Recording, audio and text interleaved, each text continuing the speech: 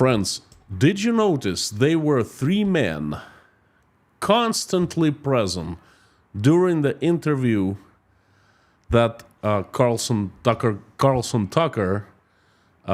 was interviewing Vladimir Putin? Three men constantly in one picture. Well, first was Tucker himself. Second was Vladimir Putin. Who was the third one? Anyone? Any ideas? Oompa Loompa, of course.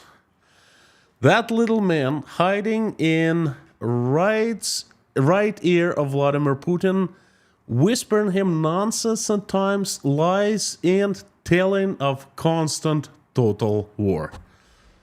Oompa Loompa, Dumpty-Doo, I've got a tragic story for you. Oompa Loompa, Dumpty-Dee, if you are wise, you will listen to me.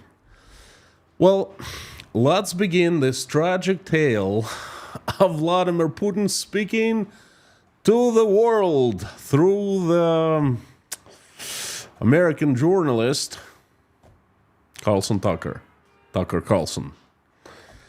Howdy, everyone. My name is Konstantin. Welcome to Inside Russia, where usual Russia is explained by the unusual Russian. That is me. No propaganda, BS or lies here, but only truth, common sense, and logic, and some emotions too, because I am still a human being, after all. First things first. Well, it's been quite a day. The interview happened. Definitely event number 2 in Russia. Well, so many things I want to share with you. Yes, it's the event number 2, not event number 1. Number 1 is different. And Carlson Tucker's interview happened because of this event right now. That is number 1. I think that the interview happened to mask that the most important event and to take Russians' eyes off it, so to speak.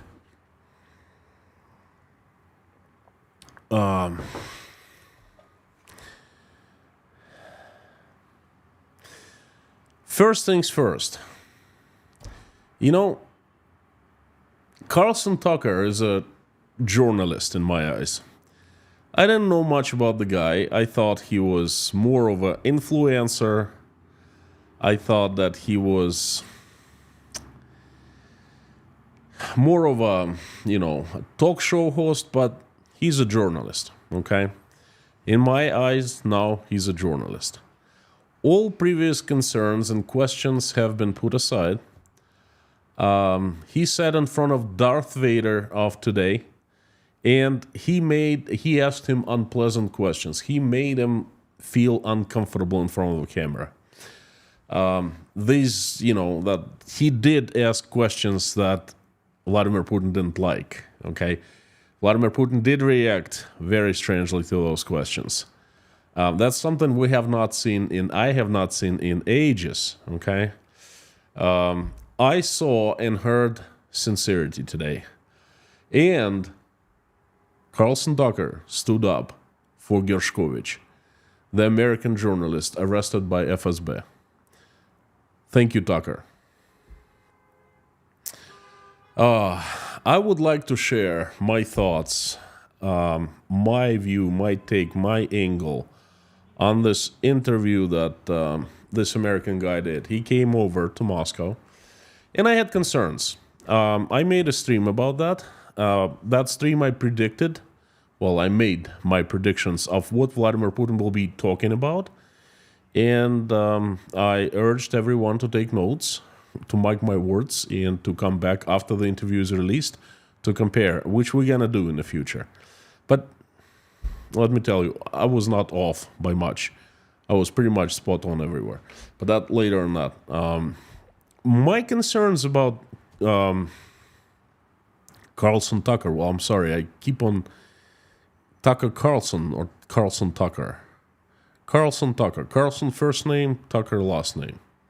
Tucker, hang on. This is one of those things. I can't just hang on. Um,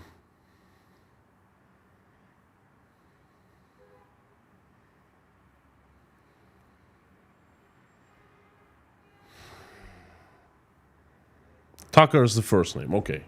I'm sorry. Tucker. Okay. Tucker Carlson.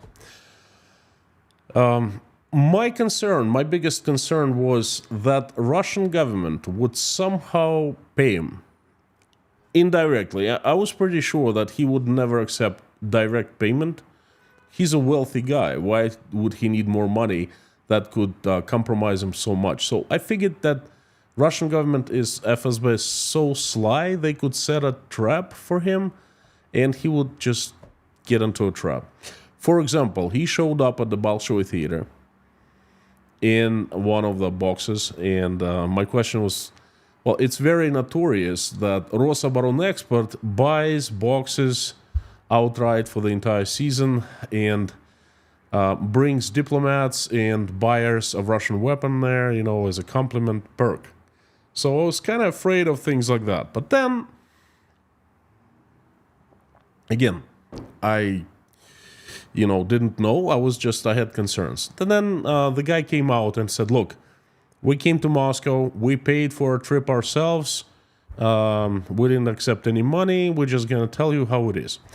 And another thing that convinced me that he was legit, him and his team, is that people actually saw him shopping at the regular supermarkets, food supermarkets, buying food for himself. Okay? And if he was somehow being licked around by the Russian government, then they would definitely be feeding him, be entertaining him. But no, the guy very modestly went out to a Russian supermarket. I saw the footage myself. And he bought him sandwiches, basic things to eat. So I think that he is legit. He's honest in my eyes. I believe that the interview is legit and was not staged. Moreover, when I started watching the interview,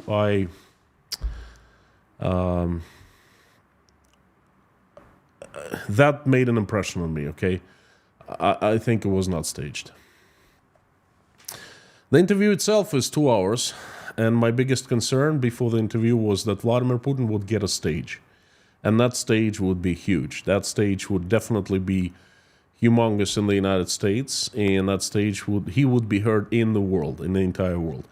That actually came true, partially, but then later on that, at the end of the stream. This stream is going to be a long one, couple hours, because longer than that, because the speech of Vladimir Putin, and it was an interview, but that was more of a monologue, not a dialogue, monologue, okay?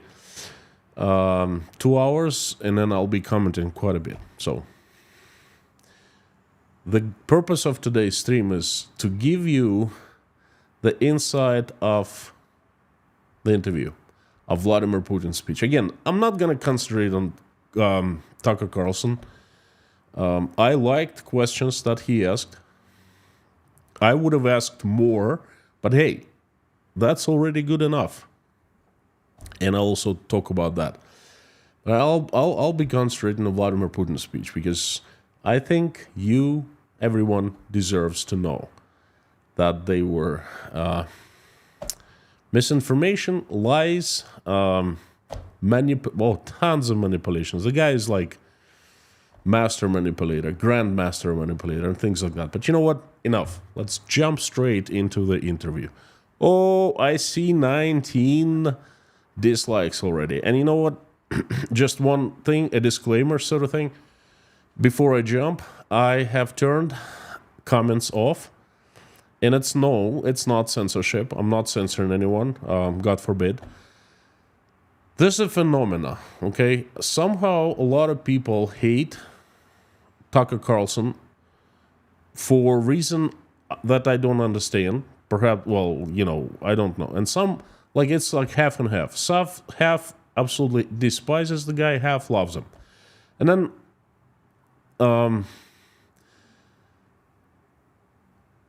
it's not about Putin for them. It's not about the message. It's about Tucker Carlson. which is not my stream. My stream is about Vladimir Putin, okay?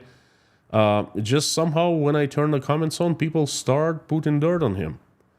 Which is, again, it's not the point today. I don't care. If you want to say something negative and nasty about Carlson, Tucker Carlson, go to his YouTube channel.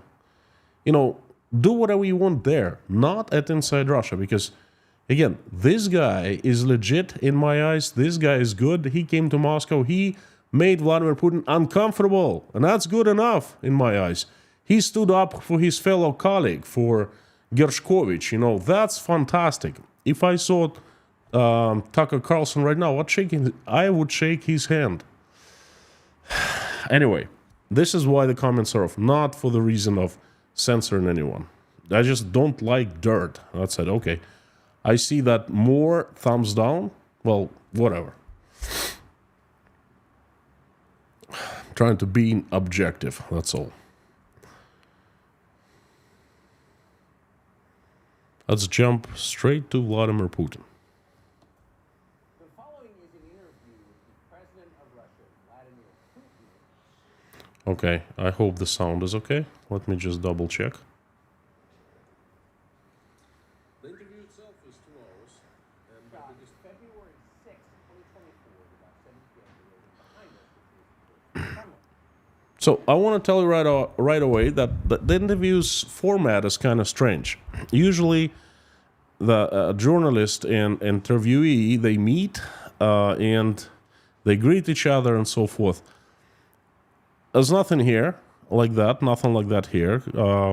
Tucker Carlson just jumped straight into asking questions, not shaking Vladimir Putin's hand, not shaking his hand on the way out. It was a very dry greeting and goodbye, and which is I love. I would not like to see Tucker Carlson shaking Putin's hand, you know, and he didn't.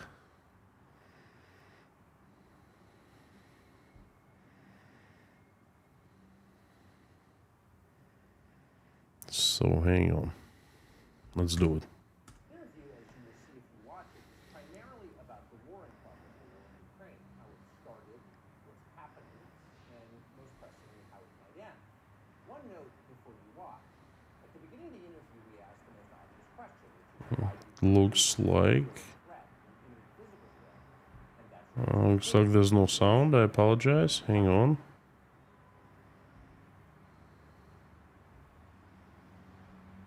progress. Putin went on for a very long time, probably half an hour, about the history of Russia going back to the 8th century. And honestly, we thought this was a filibustering technique. We found it annoying, it interrupted us. Okay, so there is sound, but it looks like it's very, very low in sound. I don't know why. Hang on. Okay, so there is sound, but it looks like it's very, very low in sound. I don't know why. Hang on. Okay, so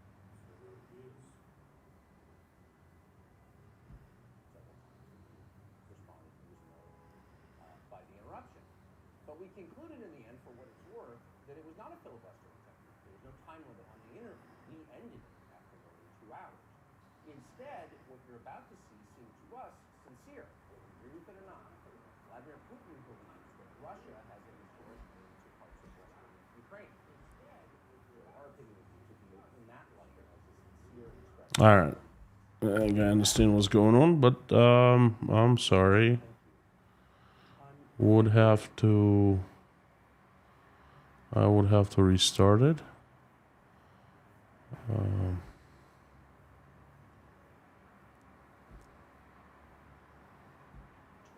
2022, we addressed your Denazification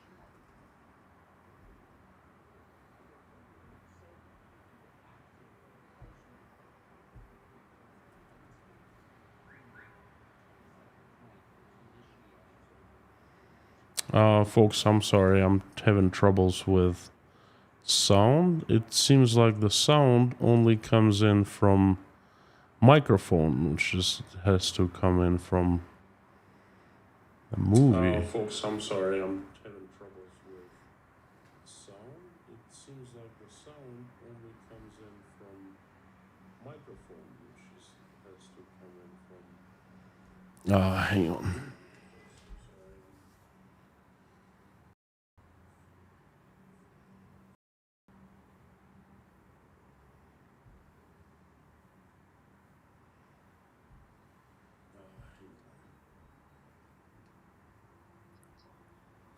Да, дело не в том, что Америка It's собиралась not.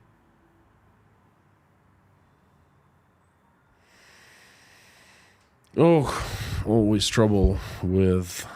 I.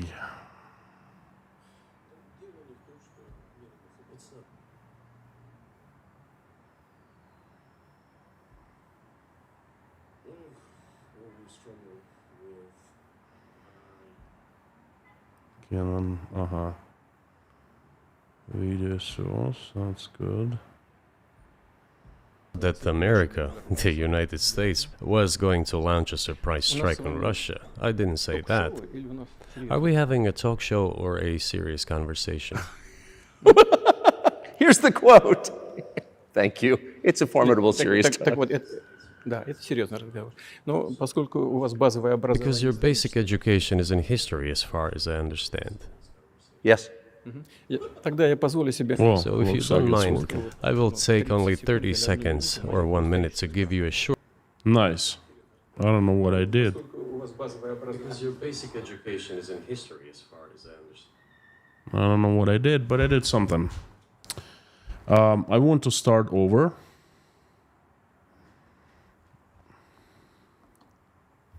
The following is an interview with the president of Russia, Vladimir Putin, shot February 6, 2024 at about 7 p.m. in the building behind us, which is, of course, the Kremlin.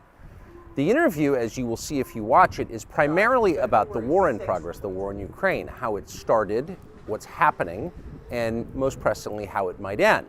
One note before you watch.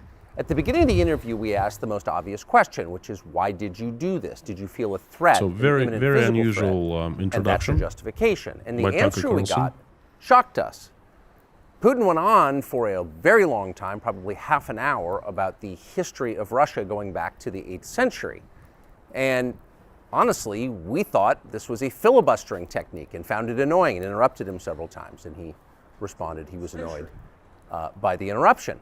But we concluded in the end, for what it's worth, that it was not a filibustering technique. There was no time limit on the interview. We ended it after more than 2 hours. Instead, what you're about to see seemed to us sincere, whether you agree with it or not. Vladimir Putin believes that Russia has a historic claim to parts of Western Ukraine. So our opinion would be to view it in that light, as a sincere expression of what he thinks. And with that, here it is. Mr. President, thank you. Okay. So this was very unusual introduction and justified. In my eyes, I understand why Tucker Carlson explains, because it was very unusual in the beginning. For about 30 minutes or so, Vladimir Putin gives, is trying to give history lesson. Fails miserably for two reasons, which I'm going to tell you after he's done with his history lesson. And we're going to go through this and we'll check it out. For two reasons. On February 22nd, 2022, you addressed your country in a nationwide address when the conflict in Ukraine started. And you said that you were acting because you had come to the conclusion that the United States, through NATO, might initiate a, quote, surprise attack on our country. And to American ears, that sounds paranoid. Tell us why you believe the United States might strike Russia out of the blue. How did you conclude that? Excellent question. Да, дело не в том, что Америка собиралась... It's not that America, the United States, was going to launch a surprise strike on Russia. I didn't say that. ток-шоу или у нас Are we Said having a close talk enough. show or a serious conversation?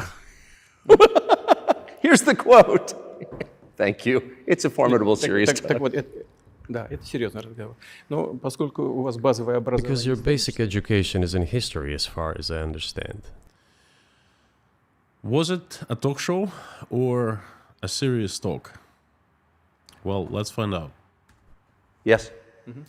Тогда я позволю себе So, if you don't mind, I will take only 30 seconds or 1 minute to give you a short reference to history for giving you a little historical background. Please. Let me tell you, Vladimir Putin is off for a very bad start. And this is kind of bad omen that went through the entire interview, because he just said, let me give you a short history lesson for 30 seconds. Well, it turned out to be 30 minutes. Вот смотрите, с чего Let's начать? look. Well, I want you to notice this before we jump. I want you to look at closely at Vladimir Putin's face, his facial expressions. There is the third man in the picture, and that is Oompa Doompa. Okay? Oompa Loompa. There you go. And that Oompa Loompa is hiding right here. And then it tells him things. He's going to be talking for 30 minutes. Very sophisticated information, full of facts, dates, numbers, figures.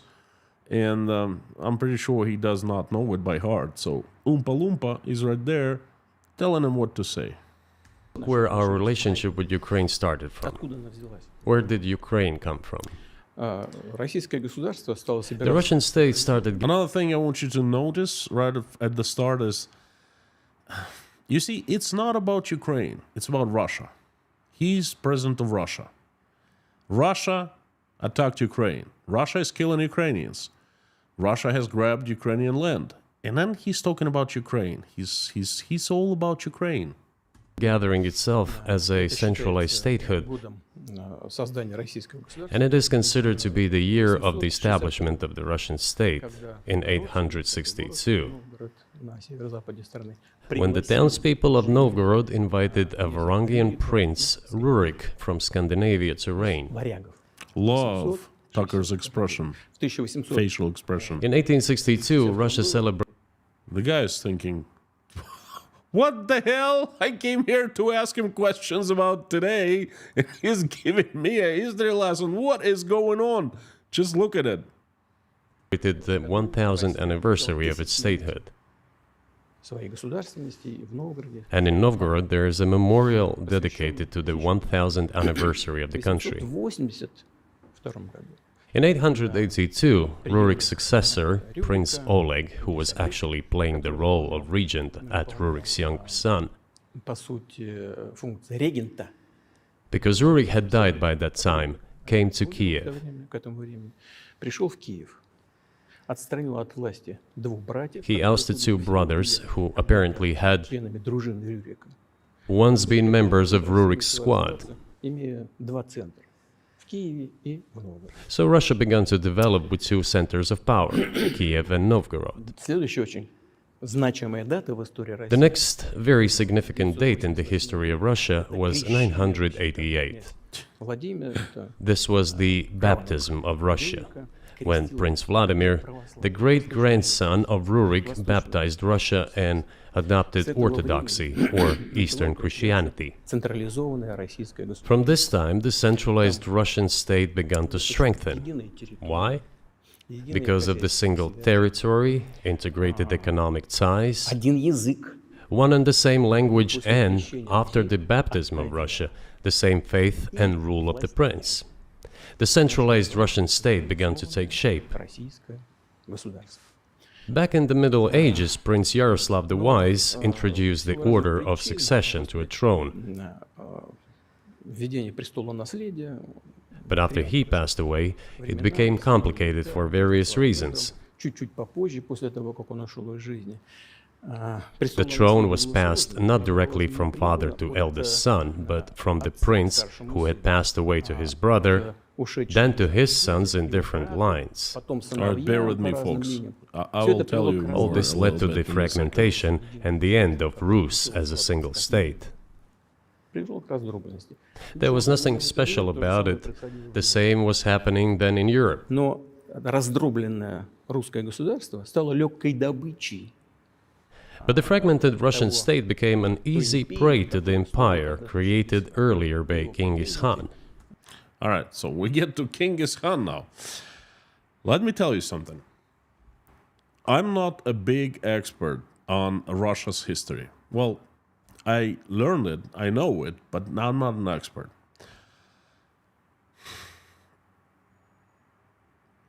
I wanted to do the fact-checking of what Vladimir Putin said. And fortunately, here in Tashkent, we have many different people, and some of them are very good historians.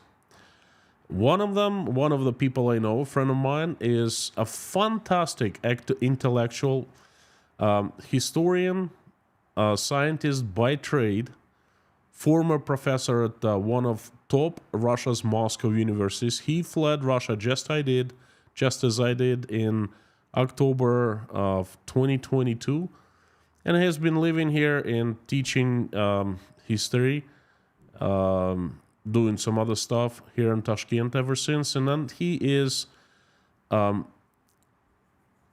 systematic speaker at our Breakfast Club lectures that we, organize every Sunday.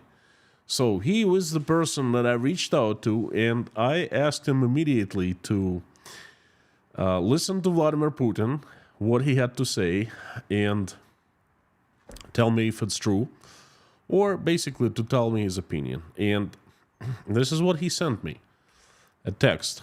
I will read you. I'll quote my friend, the historian. As usual, a very incorrect statement. Same kind of statement from the same category as the sun revolves around the earth. Okay, so it's completely way off.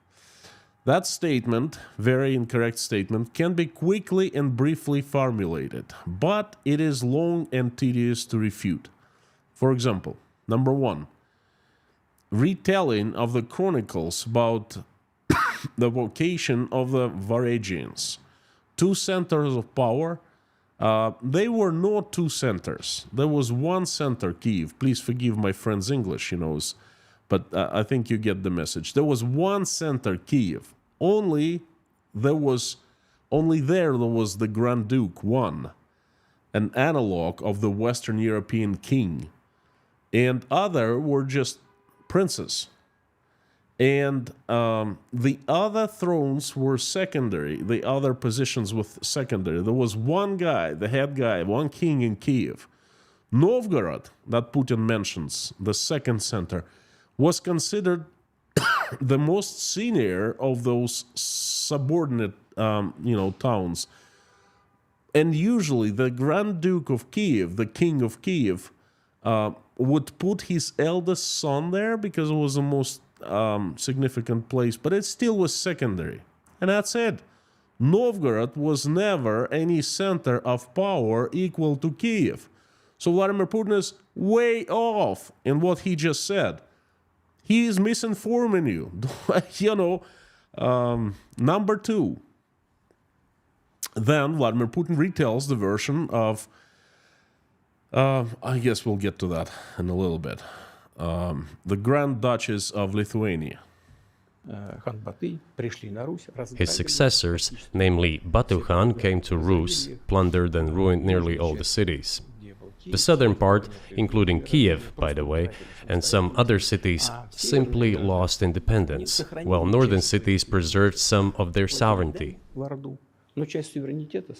They had to pay tribute to the horde, but they managed to preserve some part of their sovereignty. And then a unified Russian state began to take shape with its center in Moscow. The southern part of Russian lands, including Kiev, began to gradually gravitate towards another magnet, the center that was emerging in Europe. This was the Grand Duchy of Lithuania. It was even called the Lithuanian-Russian Duchy, because Russians were a significant part of this population. They spoke the old Russian language and were Orthodox. But then there was a unification, the union of the Grand Duchy of Lithuania and the Kingdom of Poland.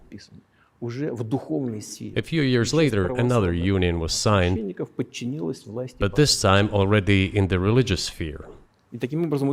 Some of the Orthodox priests became subordinate to the Pope.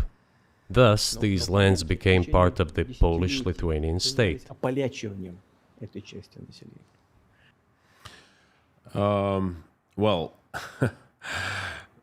my historian friend commenting this saying he is retelling the version of the Grand Duchess of Lithuania for school children, although with characteristic omissions. For example, the Grand Duke of Kiev, Vladimir, really baptized Russia in Kiev, since it was the center of Russia. Vladimir did not go to baptize Novgorod himself, but he sent his vigilante, not the prince, although relative, to do it. That's it. That's another incorrectness. Язык внедряли туда свой.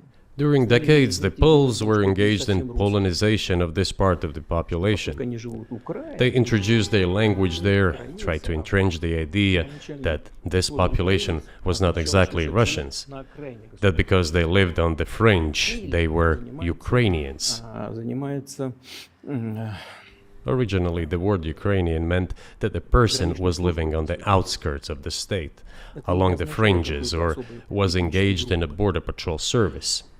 It didn't mean any particular ethnic group. поляки всячески So the Poles were trying to, относились in every possible way, to colonize this part of the Russian lands and actually treated it rather harshly, not to say cruelly. All that led to the fact that this part of the Russian lands began to struggle for their rights. писали письма. They wrote letters to Warsaw demanding that their rights be observed and people be commissioned here, including to Kiev. I beg your pardon, can you tell us what period, I'm losing track of where in history we are, the Polish oppression of Ukraine? Okay, so basically, the comment number 3 my friend makes says everything is also true, but with characteristic omissions, with incorrectnesses. Putin talks about states, but he doesn't talk about ethnic groups, which is hugely important to understand what really was going on. Namely, during the fragmentation, the single old Russian ethnic communities was divided into 3 communities. For example, when he talks about Russians on the outskirts, speaking old Russian language, that's incorrect. By that time, it was already a Western Russian language, the ancestor of Belarusian language. Yes, it was the official language of the Polish state documentation, but it's already different from the language spoken, from the, Ukrainian documentation, but it was already different from the language spoken and written in northeastern Russia, Moscow, Vladimir, and other cities.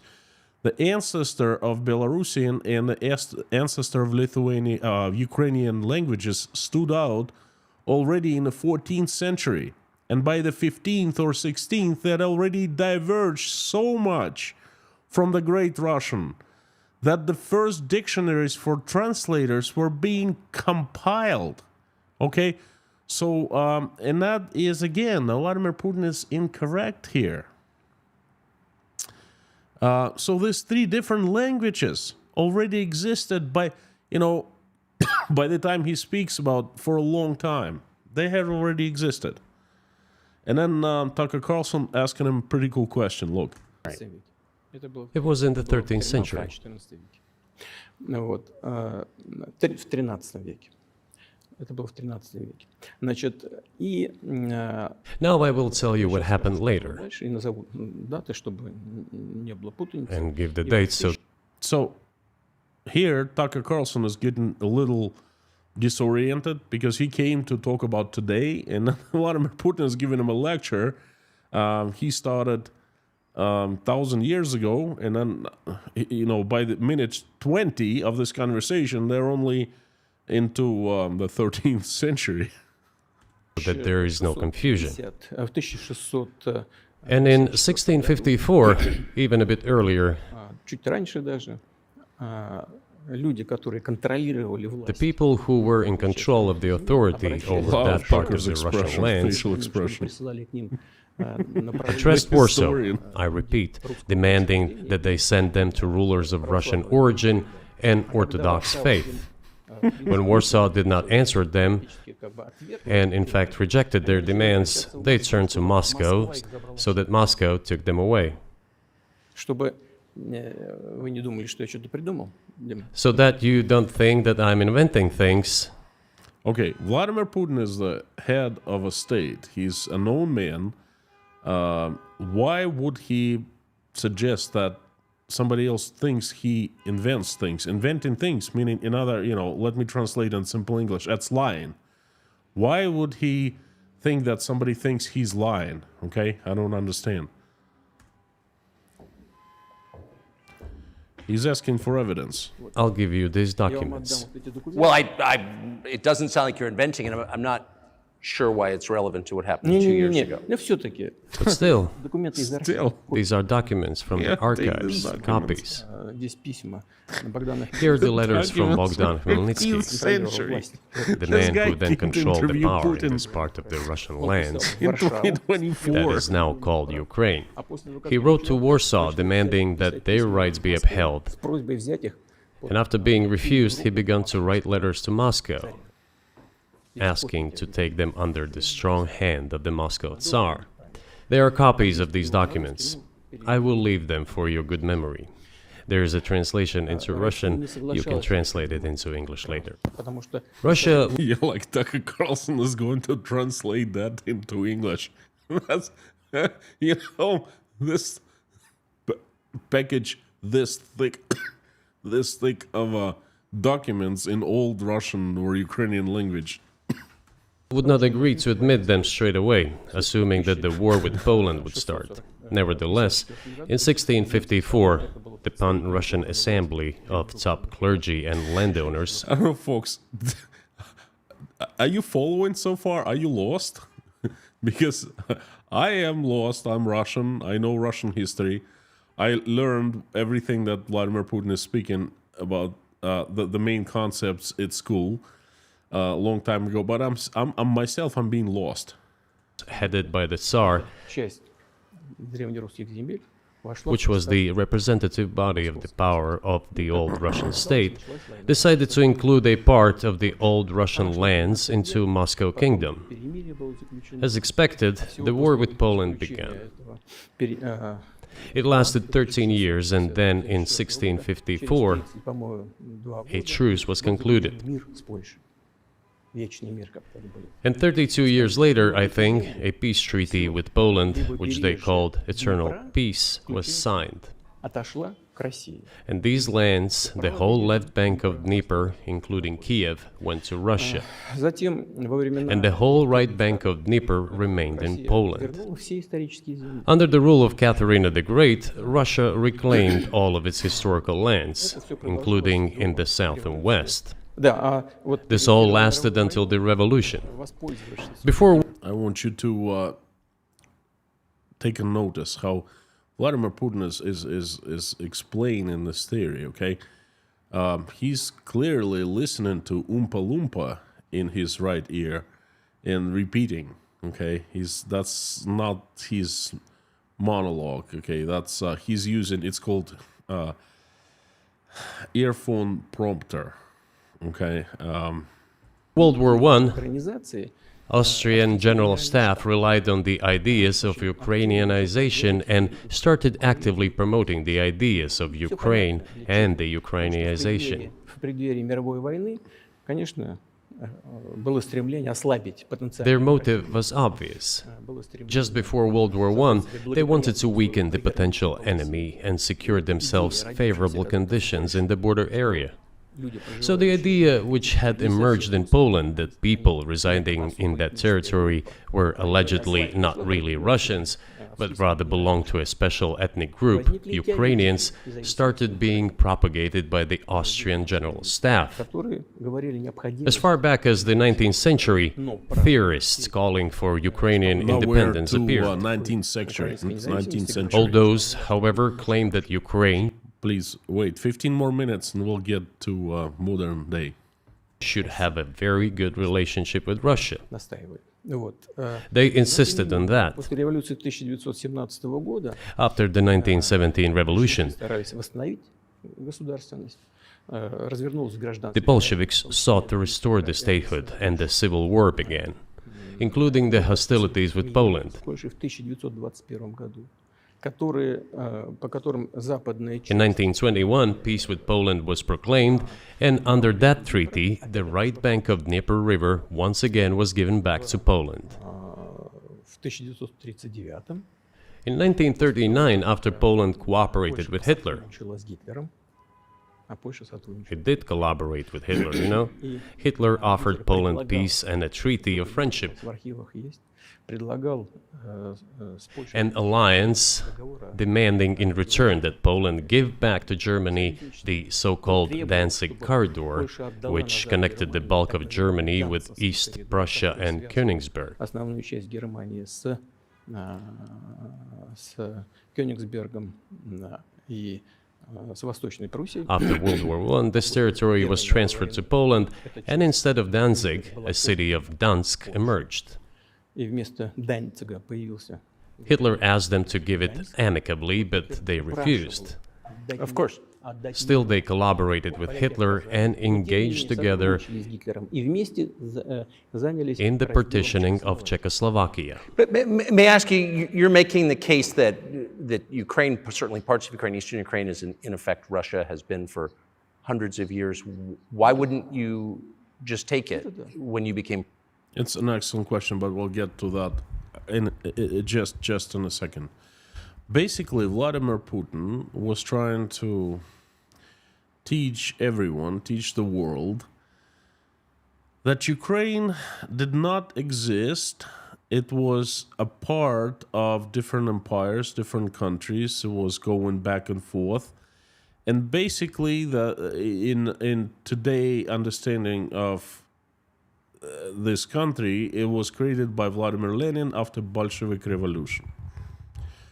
Okay, he's trying to make a point real hard, okay, that not Ukraine is an artificial country. Well, here Tucker Carlson asks him an excellent question. Excellent. All of those of you who are putting thumbs down, just hear this question out. That's what I would ask if I was in front of Vladimir Putin. President 24 years ago. You have nuclear weapons, they don't. If it's actually your land, why did you wait so long? Sure. Excellent. Excellent. You know, Vladimir Putin is talking about it now, 2024. If this is such a huge deal, if this is such an unfairness, why didn't he start talking about it 24 years ago when he became the president? Everything was fine back then. He said many times, we accept Ukraine in its borders. You know, we will never invade Ukraine. We will never, we'll always be allies and friends with you. Now, all of a sudden, Ukraine is an artificial state. Why did Putin wait for so long? Да, сейчас I'll скажу. tell you. Я сейчас скажу. I'm Я coming to заканчиваю that. эту историческую справку. This briefing is coming tell to you, an but end. not now. It might be Well, boring, but later. it It's not explains boring. many You things. just don't know how it's relevant. That's not boring. Good. Well, it's crazy more than boring. I'm so gratified that you appreciate that. После, Thank you. перед Второй мировой So, войной, before когда World Польша War была II, совершенно Poland нормальной, collaborated with оказалось, Hitler, что требования and Гитлера although it did not не yield to соответствовали Hitler's demands, it still participated in the partitioning of Czechoslovakia together with Hitler, as the Poles had not given the Danzig corridor to Germany. Vladimir Putin conveniently omits talking about who started World War II. He doesn't talk about Ribbentrop-Molotov agreement. He doesn't talk Russia taking certain parts of Poland. You know, he doesn't talk about Katyn, nothing like that. It went too far, pushing Hitler to start World War II by attacking them. Why was it Poland against whom the war started on 1st September 1939? Poland turned out to be uncompromising, and Hitler had nothing to do but start implementing his plans with Poland. Yeah, and why is that so?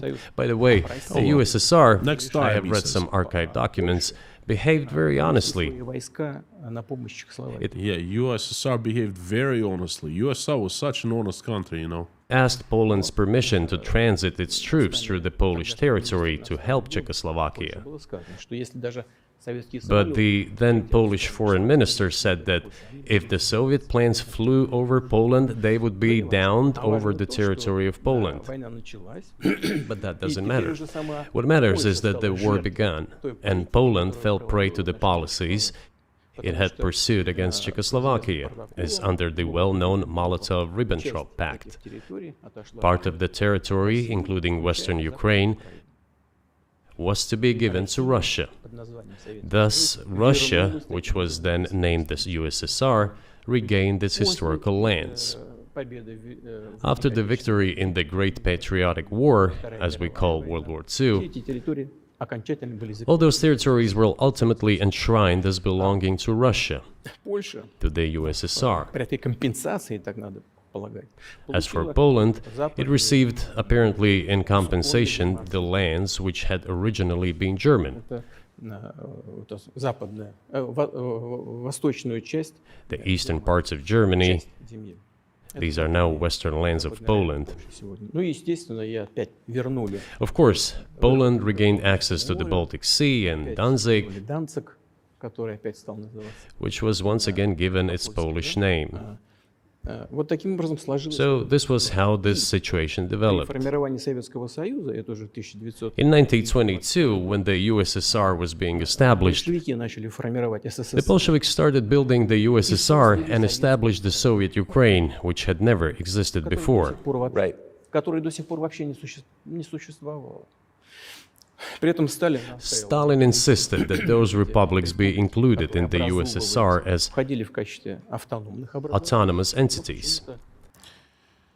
Now, Stalin insisted that those republics, you know, would be a part of the USSR as autonomous entity. Autonomous entities. Who are you kidding? What autonomous entities? Vladimir Putin is definitely talking about some alternative history here, okay? The USSR was, and especially under Joseph Stalin, was about dictatorship, probably the harshest that the world has seen, because millions, tens of millions of people were exterminated, okay? What autonomicity we're talking about? Основатель советского государства Ленин стоял. For some inexplicable reason, Lenin, the founder of the Soviet state, insisted that they be entitled to withdraw from the USSR. Наделил And образующуюся again, for some unknown reasons, he transferred to that newly established Soviet Republic of Ukraine some of the lands together with people living there, even though those lands had never been called Ukraine. And yet, they were made part of that Soviet Republic of Ukraine.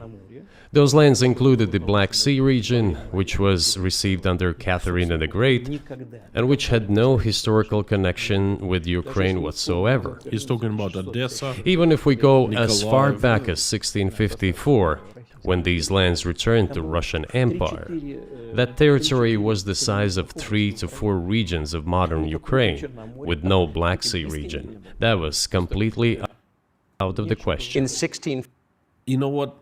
Vladimir Putin so far has been trying to make a point so hard to make a point that Ukraine had not existed before 1917 in the form it exists now. Ukraine is an artificial state.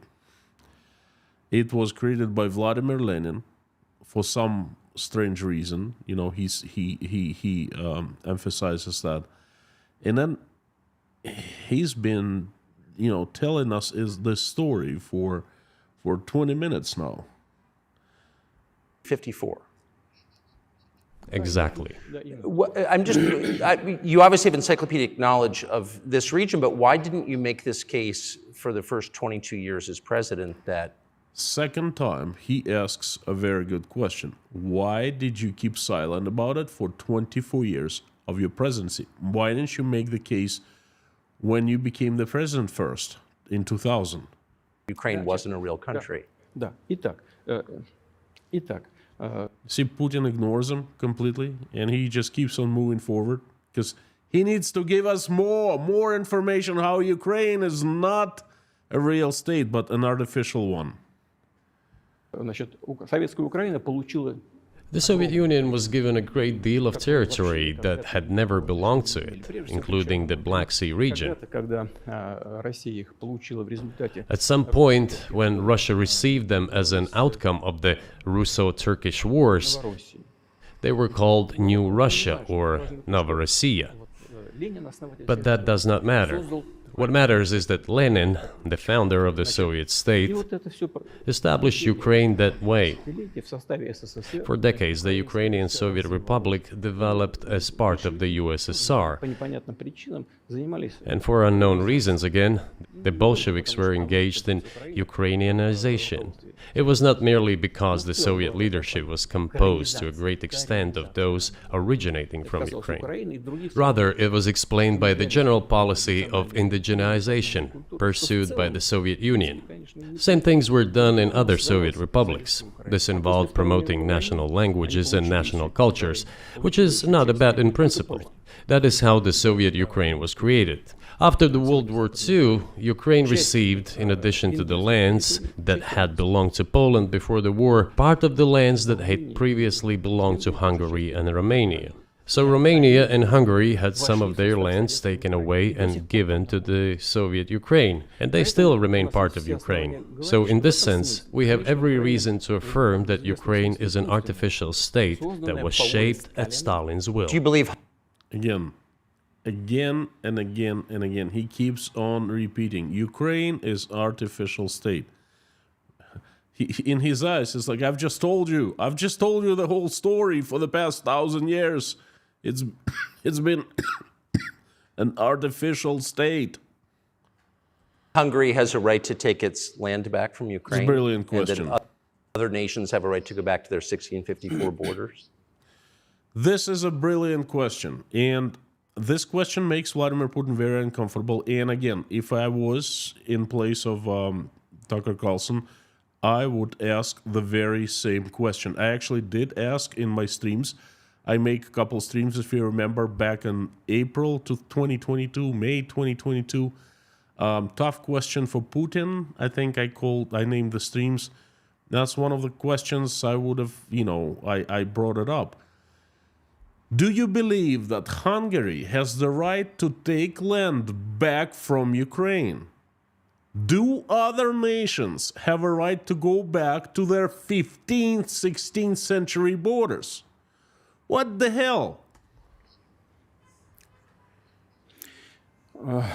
Uncomfortable. I have not seen Putin this uncomfortable in quite some time. Ну, я не знаю, как границам. I'm not sure whether they should go back to this Oh, I'm not sure. I don't know. I have not heard of it. I have not heard Putin saying that for a very long time. 1654 borders. Все считают, что And then he starts mumbling, jumbling, Putin is caught. He has nothing to answer. That's something that no one had dared to ask him before. And it makes perfect sense. If you're not doing it to Ukraine, can others do it to other countries? Oh, wait a second. Perhaps somebody can do it to Russia. If Russia can go back in history to reverse to previous borders, and perhaps somebody can do it to Russia. But given Stalin's time, so-called Stalin's regime, He did which not as answer many the question. claim saw numerous violations of human rights and violations of the rights of other states, государств, то в этом смысле, конечно, вполне можно, ну, если не говорить о том, что они имеют на это право. one may say that they could claim back those lands of theirs while having no right to do that. It is at least understandable. Have you told Victor That's I didn't quite understand his answer, to be honest with you. But then I like Tucker's next question. Orban that he can have part of Ukraine? Have you told Viktor Orban that he can have a part of Ukraine? Viktor Orban is a Hungarian president. the Hungarian president. Look at the Putin's reaction. I love it. Никогда не говорил. Never. Они- I've Never never said told him, not a single time. У нас с ним даже на этот счет не было No разговора. shit genius. Но мне достоверно We have not even had any conversation on that, but I actually Exactly. Why would you? Because no one asked you this question before. That's why you didn't have any conversation on this topic with Viktor Orban or, for that matter, with anyone else. know for sure that Hungarians who live there Они, конечно, хотят вернуться на свою территорию. wanted to get Больше того, back to сейчас their расскажу historical land. интересную историю, отвлекусь. Moreover, I would like No, I think Tucker Carlson is absolutely shocked by what Vladimir Putin is telling him. He's thinking, what is this guy talking about? to share a very interesting story with you. Значит, где-то, значит, I digress, it's a personal one. This is so funny. Somewhere in the early 80s, I went This is the craziest story I've ever heard. I've heard it before. I watched this interview like twice already. on a road trip in a car from then Leningrad across the Soviet Union through Kiev. въехал, Made a stop in Kiev and then went to western Ukraine. название I went to the town of Beregovoye, и and all the names of towns and villages there were in Russian and in a language I did not understand, in Hungarian, in Russian and in Hungarian, возле not in Ukrainian, in Russian and in Hungarian. I was driving through some kind of village and there were men sitting next to the houses and they were wearing black three-piece suits and black cylinder hats. I asked, are they some kind of entertainers? I was told, no, they were not entertainers, they're Hungarians. I said, There's some kind of entertainers. No, they're Hungarians. This is instant classic, let me tell you. what are they doing here? What do you mean? This is their land, they live here. This was during the Soviet time in the 1980s. They preserved the Hungarian language, one very Hungarian strange names, story. and all their national costumes. They are Hungarians and they feel themselves to be Hungarians. And of course, when now there is an infringement, Well, that Well, let me tell you my personal story. Okay, all my ancestors on my mom's side were Cossacks, Don Cossacks. They did not consider themselves Russian. They considered themselves Cossacks. And the language differed a little bit. They had very strange words that only used in the lower Don River in Rostov region. Does it mean that the land was not Russian? No. So I don't understand Vladimir Putin's logic whatsoever. and there's a lot of that, though. I think many nations are upset about Transylvania as well, as you obviously know. But many nations feel frustrated by the redrawn borders of the wars of the 20th century and wars going back 1,000 years, the ones that you mentioned. But the fact is that you didn't make this case in public until 2 years ago, February. And in the case that you made, which I read today, сейчас скажу. you explain at great length that you felt a physical threat from the West in NATO, including potentially a nuclear threat, and that's what got you to move. Is that a fair characterization of what you said? You know what? That is another good question from Tucker Carlson. He gets straight to the point. He says, hey, look, 2 years ago, you said a completely different thing.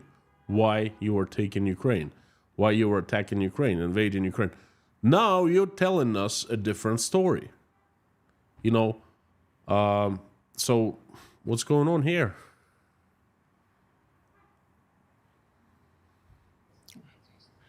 Я понимаю, что поскольку мои длинные диалоги, они I understand that my long speeches probably fall outside of the genre of the interview. No kidding. That is why I asked you at the beginning, are we going to have a serious talk or a show? так что не обижайтесь. You said a serious talk, Так вот, so bear with me, please. к тому моменту, когда We're coming to the point where the Soviet Ukraine was established. 1991 год. Then, in 1991, the Soviet Union collapsed, Получила в подарок от and России everything that Russia had generously bestowed on Ukraine was dragged away by the в latter. целом, вот я подхожу сейчас к So this is very serious. Okay, he's making accusations that Ukraine has kept all the territories that Russia had given it, Ukraine as present gift, you know, by Lenin, by Stalin, whoever. You know, Ukraine kept all lands in 1991 when the Soviet Union collapsed?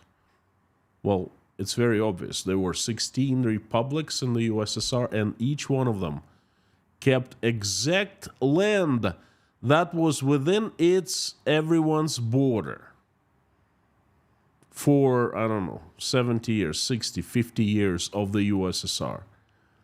I don't understand the point he's trying to make here. I'm coming to a very important point of today's agenda. Thank you. After all, the collapse of the Soviet Union Thank you, says, yeah, thank you. After 23 minutes, 24 minutes, it says, thank you. You know, thanks for getting to the point. was effectively initiated by the Russian leadership. I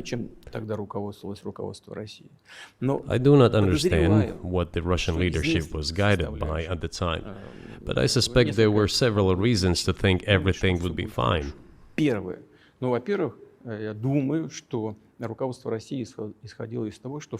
First, I think that then Russian leadership believed that the fundamentals of the relationship between Russia and Ukraine were, in fact, a common language. More than 90% of the population there spoke Russian.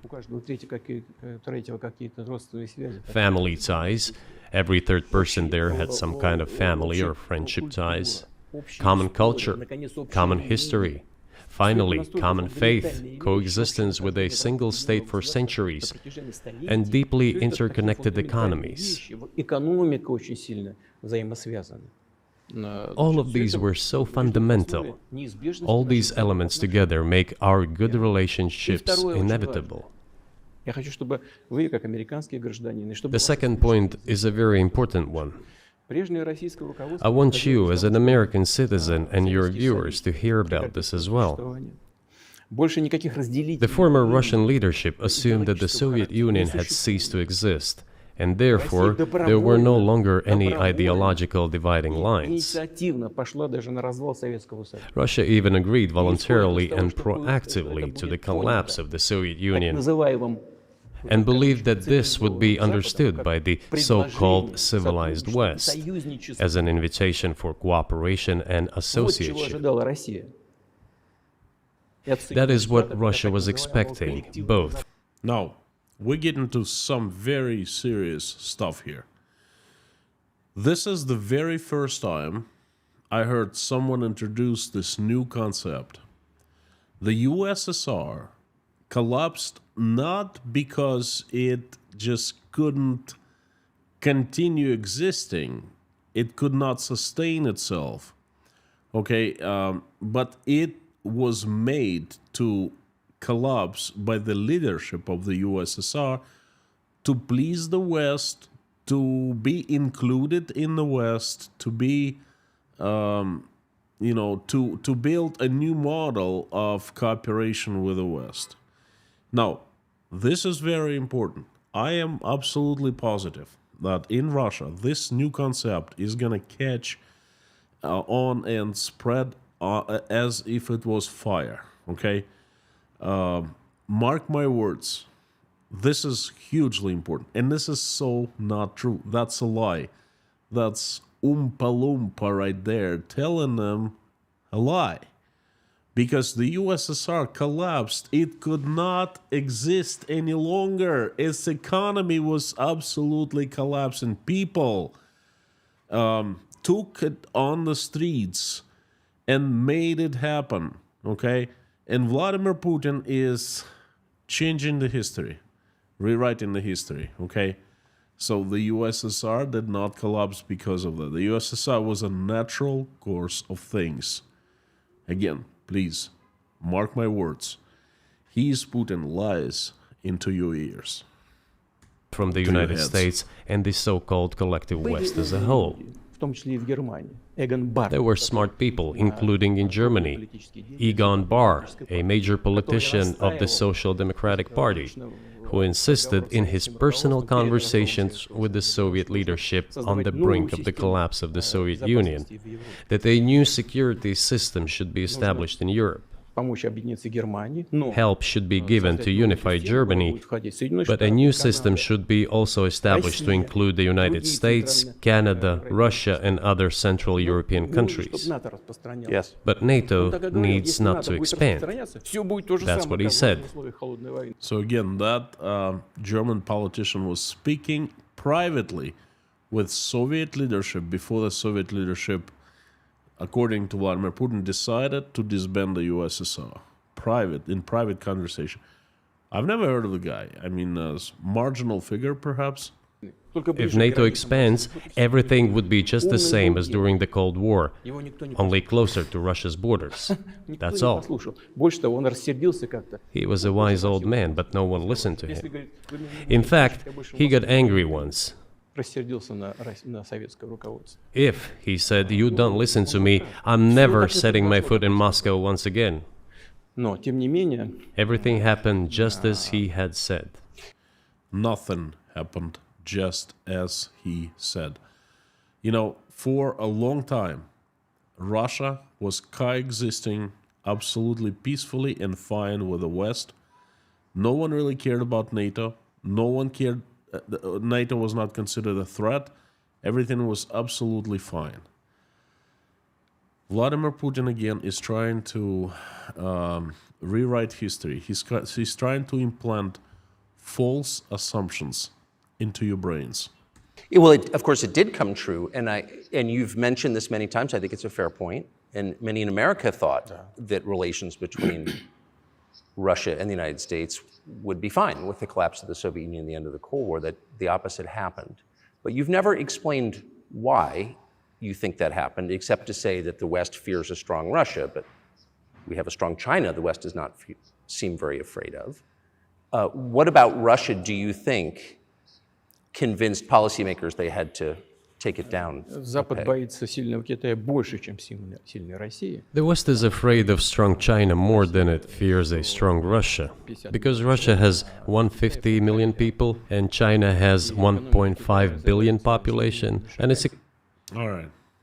economy is growing by leaps and bounds, or 5% a year. It used to be even more. But that's enough for China. As Bismarck once put it, potentials are the most important. China's potential is enormous. It is the biggest economy in the world today in terms of purchasing power parity and the size of the economy. It has already overtaken the United States quite a long time ago, and it is growing at a rapid clip. Now, this is another lie. Why would he lie about things like that? Perhaps he's misinformed, but all his assistants need to be fired. The United States of America is still economy number one. In 2023, its GDP, according to the International Monetary Fund, is $27.9 trillion GDP. That's what economy is measured in usually. And Chinese economy is $18.5 trillion. 27.5 versus 18.5. Whereas Chinese, the economy is bigger than the US economy? BS. And then you know what? Tucker Carlson is wrong here as well, but he's kind of like going along Putin's line, trying to make sense of what Putin has said, and I don't see anything criminal here. You see, when the USSR collapsed, it was there were 16 new states born, and then all of them, including Russia, and Russia more than any other states, was welcomed into the civilized world. And Russia cooperated with the West, with the United States, with the international community, and it was fine. It got along great. I remember the 90s, I remember the 2000s. You know, there are two facts, there are two proofs that there was a huge cooperation. First, in early 90s, Russia and the United States, well, and other countries as well, Europe and other countries, created a project of space exploration that I thought was giving all of us hope for a better future. It's called International Space Station. It was a celebration of unity, celebration of peace, celebration of technological working together, okay? It was hope that finally the dark times of the Cold War were behind us and something great was born. And the results of that greatness could be, seen, could be touched, could be felt right then, International Space Station. And the second proof of that Russia was welcomed into the international community is the foreign investments. It flooded into Russia, okay? So Vladimir Putin is misinforming, lying, not telling the truth. I don't know. You pick your name, but that he's not correct. Let's not talk about who is afraid of whom. Let's not reason in such terms. And let's get into the fact that after 1991, when Russia expected that it would be welcomed into the brotherly family of civilized nations, nothing like this happened. It was, I just said, the International Space Station. Tons of companies entered Russian markets, started creating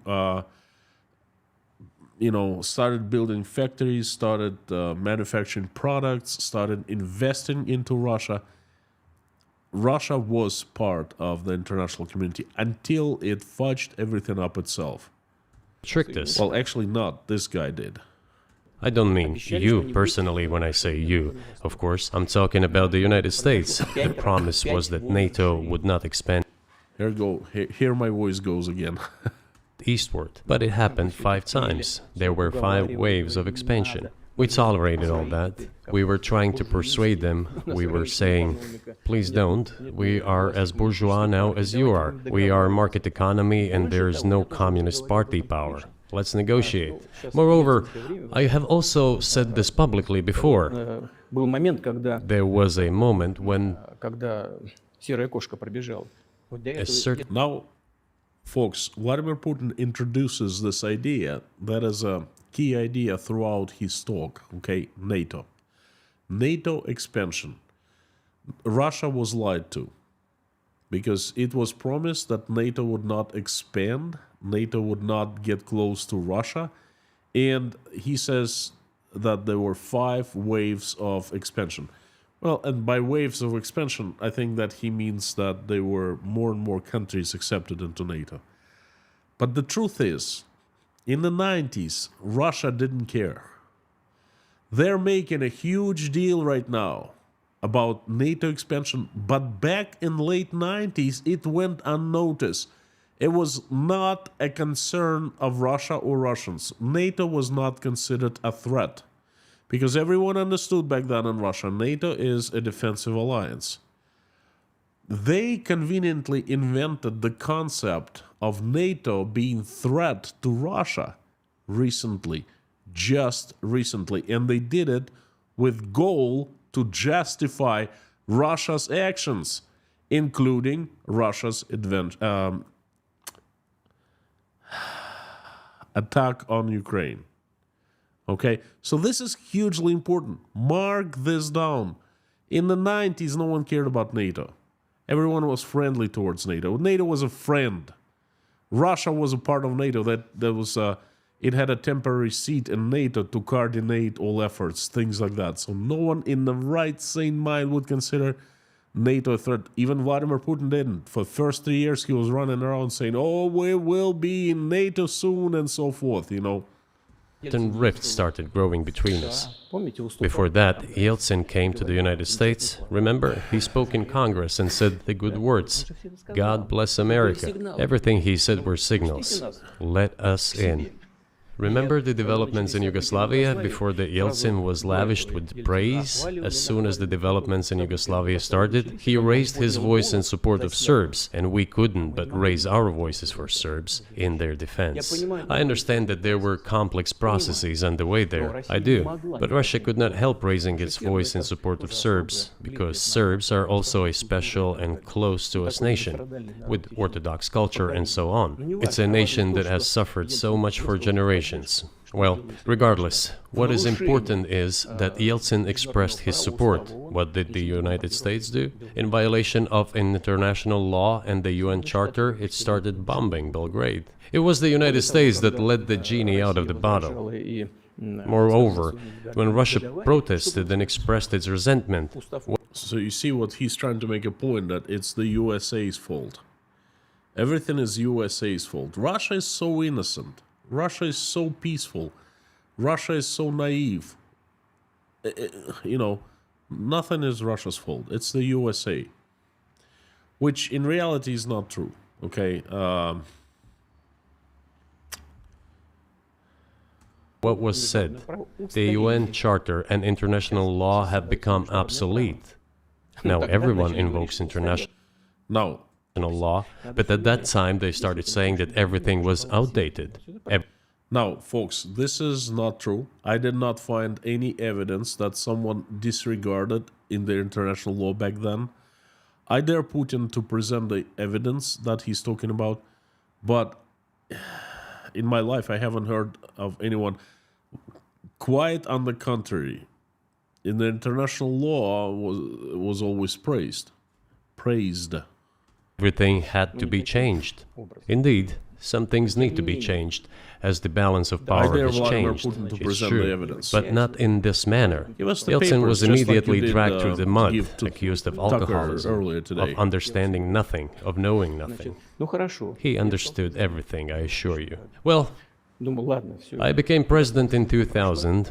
I thought, okay, the Yugoslav issue is over, but we should try to restore relations. Которую Россия. Let's reopen the door that Russia had tried to go through. Больше того, And moreover, I said it publicly, I can reiterate. в Кремле с уходящим от власти Белым At a meeting here in the Kremlin with the outgoing President Bill Clinton, right here in the next room, I said to him, I asked him, Если бы Россия поставила вопрос о вступлении в НАТО, Bill, do you think if Russia asked to join NATO, do you think it would happen? он сказал, ты знаешь, это интересно. Suddenly he said, you know, it's interesting. I think so. Встретились. Уже на But ужин in the evening, when we met for dinner, разговаривал со своими. he said, you know, I've talked to my team. No, it's not possible now. Можете спросить у него. Да, я думаю, наши. You can ask him. I think he will watch our interview. Я He'll никогда не confirm it. стал подобного I говорить, wouldn't если have этого said нет. anything like that if it Ну hadn't ладно, happened. сейчас невозможно. Okay, Were you well, it's sincere? impossible now. Would you have joined NATO? Послушайте, Look, I asked the question, is it possible or not? And the answer Yes. I got was no. If I was insincere in my desire to find out what the leadership position was, But if he had said yes, would you have joined NATO? если бы он, if he had said yes, the process of you know, I love this moment because I'm seeing that Vladimir Putin is not in driver's seat. Tucker Carlson is in driver's seat, and I love that. I love when I don't care for Tucker Carlson, you know, honestly, but I love when Putin is not in a driver's seat. I love when he feels uncomfortable, when he, you know, doesn't expect something to be said or be interrupted. Just love it. rapprochement would have commenced, and eventually it might have happened if we had seen some sincere wish on the other side of our partners. Oh, what a nice But it didn't happen. Well, no means no. Okay, давайте будем. fine. Why do you think that is? Just to get to motive, I know you're clearly bitter about it. I understand. But why do you think the West rebuffed you then? Why the hostility? Why did the end of the Cold War not fix the relationship? What motivates this from your point of view? Вы сказали, что You said I was bitter about the answer. No, it's not bitterness. It's just a statement of fact. We're not bride and groom, bitterness, resentment. It's not about those kind of matters in such circumstances. We just realized we weren't welcome there, that's all. Okay, fine. But let's build relations in another manner. Let's look for common ground elsewhere. Why we received such a negative response, you should ask your leaders. I can only guess why. Too big a country with its own opinion and so on. And the United States, I've seen how issues are being resolved in NATO. Ну, я же видел, как решают. I will give you another example now concerning Еще Ukraine. один из примеров сейчас приведу, касающийся The US leadership exerts pressure, and all NATO members obediently vote, Путина голосуют. Даже если им even if they нравится. do not like Сейчас something. я скажу в этой связи, что происходило с Украиной. Now, I'll tell you what happened in this regard with Ukraine in 2008, although it's being discussed. I'm not going to open a secret to you, say Мы пытались anything new. по-разному выстроить отношения. Nevertheless, after that we tried to build relations in different ways. События For example, the events in the Middle East, in Iraq. мы We очень were building relations with the United States in a very soft, prudent, cautious manner. I repeatedly raised the issue that the United States should not support separatism or terrorism in the North на Caucasus, Северном Кавказе. Но все равно продолжали это делать. but they continue to do it anyway. Политическая And political поддержка, support, информационная information поддержка, support, financial финансовая support, поддержка, даже even военная military support came from the United States and its satellites for terrorist groups in the Caucasus. террористические формирования в Folks, Vladimir Putin is making a very serious accusation. There is no evidence that the USA or its satellites was ever supporting separatism and terrorism in the North Caucasus region of Russia. And on top of that, 2008, there was no attempts of terrorism or separatism. You know, okay, you making this acquisition, you must have some kind of evidence. Give us the evidence. Moreover, I, Konstantin, as the citizen of Russian Federation, demand such evidence if it exists, of course, because that's direct aggression against my country that someone tried to conduct back in 2008. And if the president possessed such evidence back in 2008 and didn't act on it, then the president committed treason and he needs to be investigated, charged, and prosecuted. Okay, so I demand evidence, and I think many Russian citizens who watched this interview saying, what the fudge?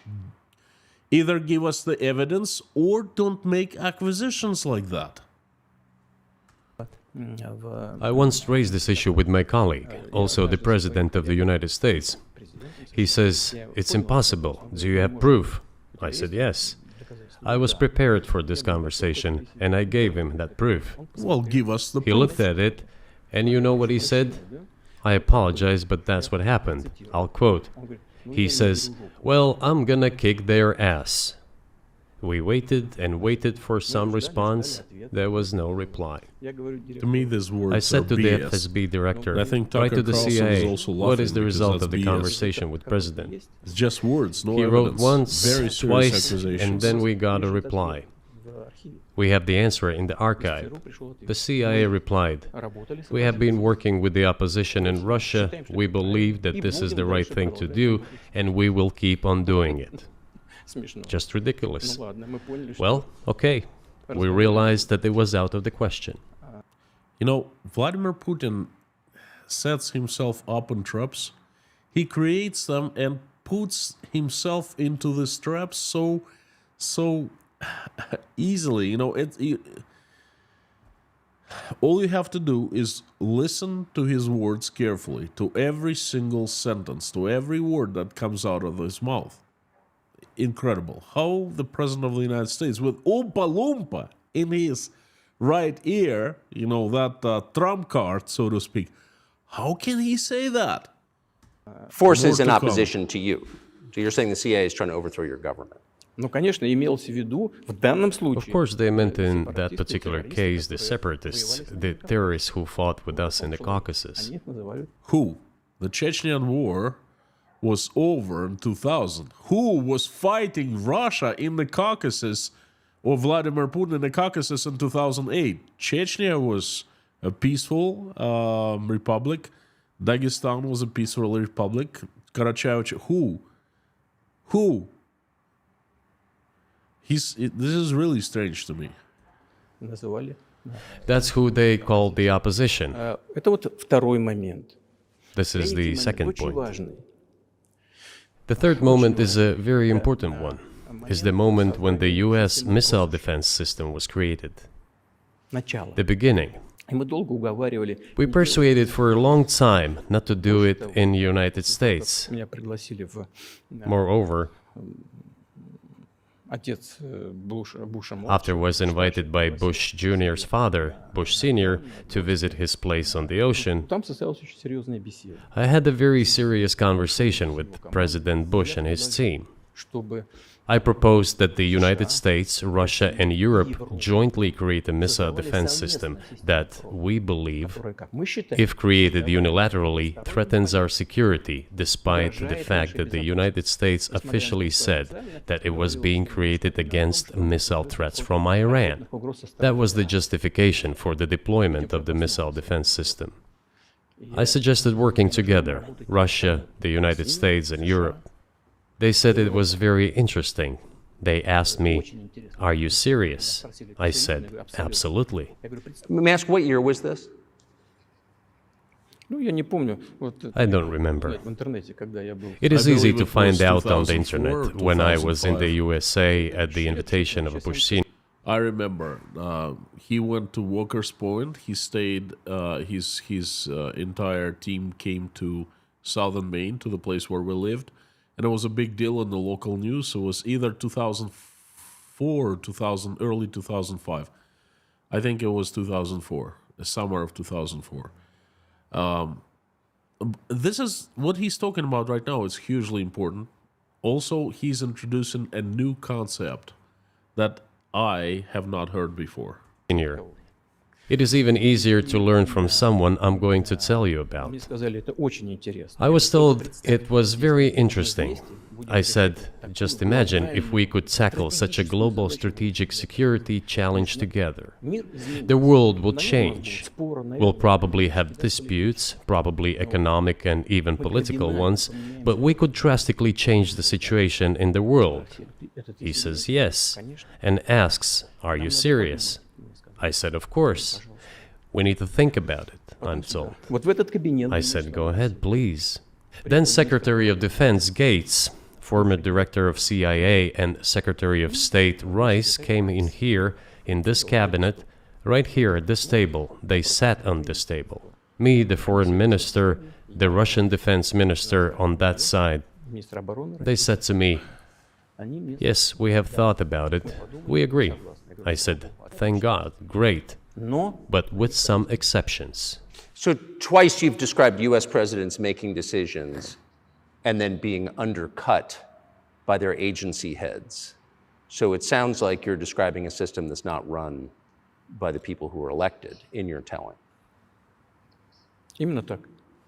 That's right, Конечно, that's в right. итоге нас послали подальше. Я не буду. In the end, they just told us to get lost. That I'm not going to question tell of you the Tucker details Carlson, because personally I didn't think it's understand it, incorrect. like, After all, it was confidential Наше предложение conversation. было отклонено. But our proposal was declined. That's a Тогда, fact. именно тогда я сказал, It was right then when I said, "Look, but then we will be forced to take countermeasures. будем создавать такие We will удары. create such strike systems that will certainly overcome missile defense systems." Ответ был такой. The answer was, "We are not doing this against you, and you do what you want," assuming that it is not against us, not against the United States. Гиперзвуковые системы. I said, "Okay, very well." Межконтинентальные. That's the way it went. And we created hypersonic systems with intercontinental range, and we continue to develop them. We are now ahead of everyone, the United States and the other countries, in terms of the development of hypersonic strike systems, and we are improving them every day. Сделали.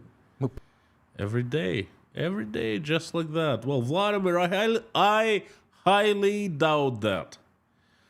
It looks like Russian researchers, Russian scientists, and military contractors have soiled their pants. Russia does not have even conventional weapons, even the ones that it says it had in the past, let alone the best in the world hypersonic systems. If it had it, it would certainly use them in Ukraine to tip the balance, of power to its favor.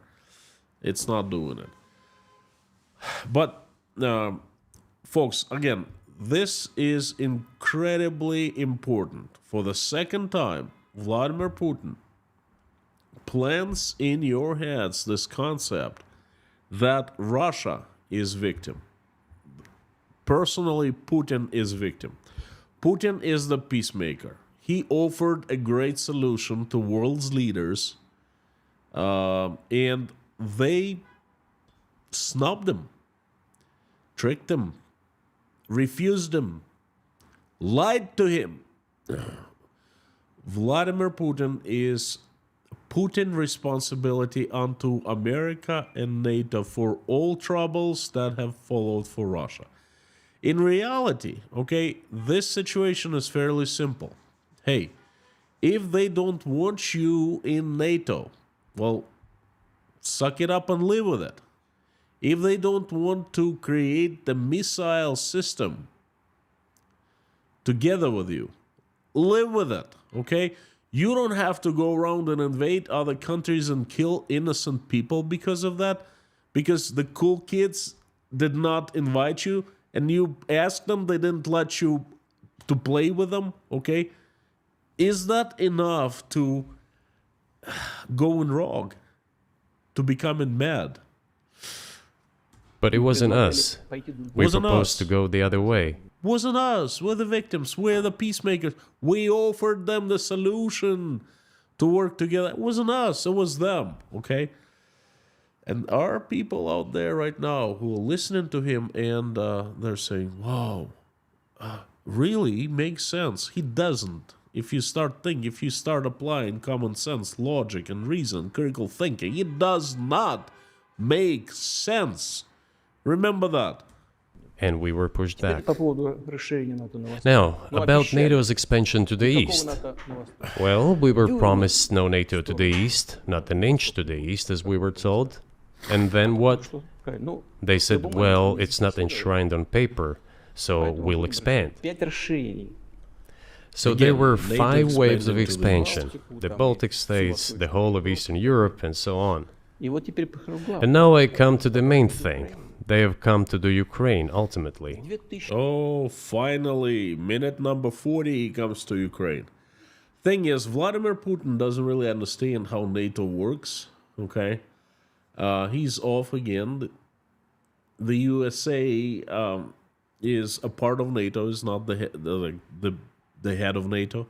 Okay, NATO countries, bunch of independent, proud countries, and they do not mindlessly obey orders of others, of America, okay?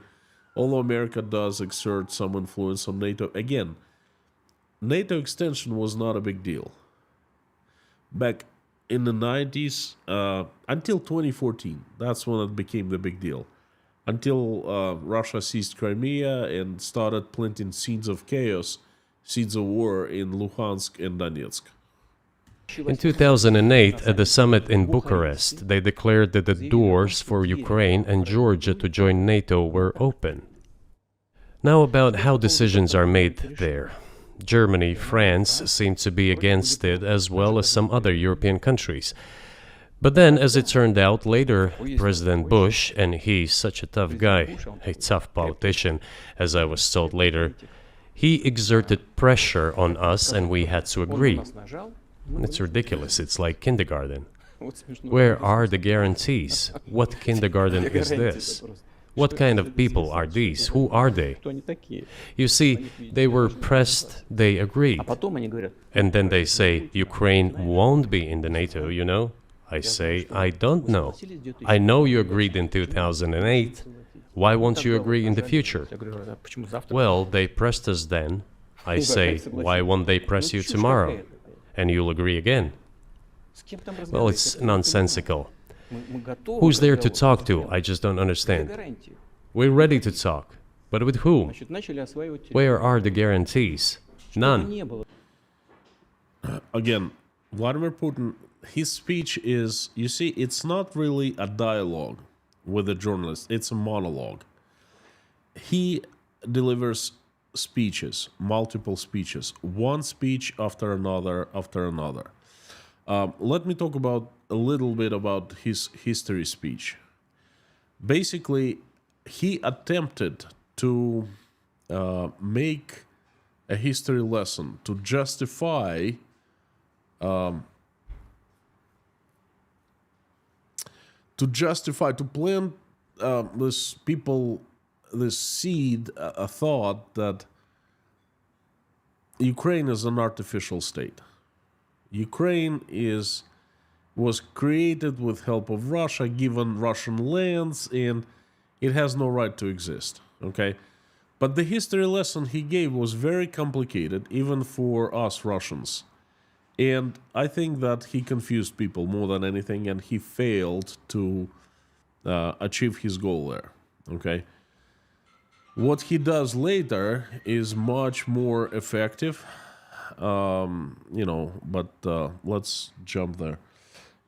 Let me just take a sip of tea.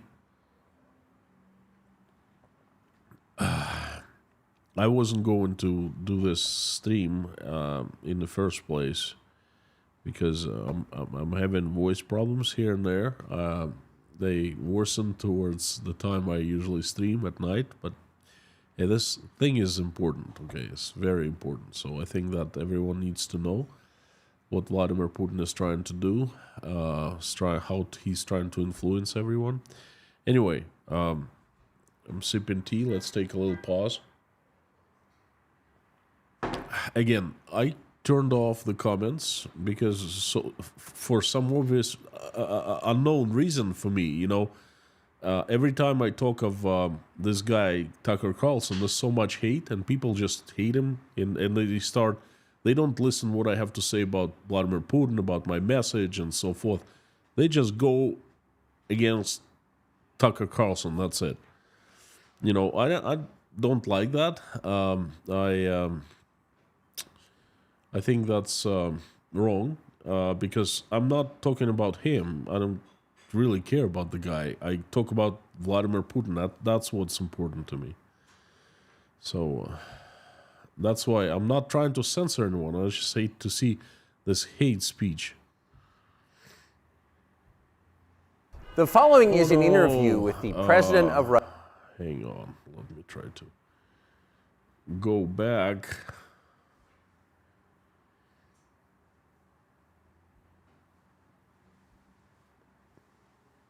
To this point. Anyway, let's get back to the stream.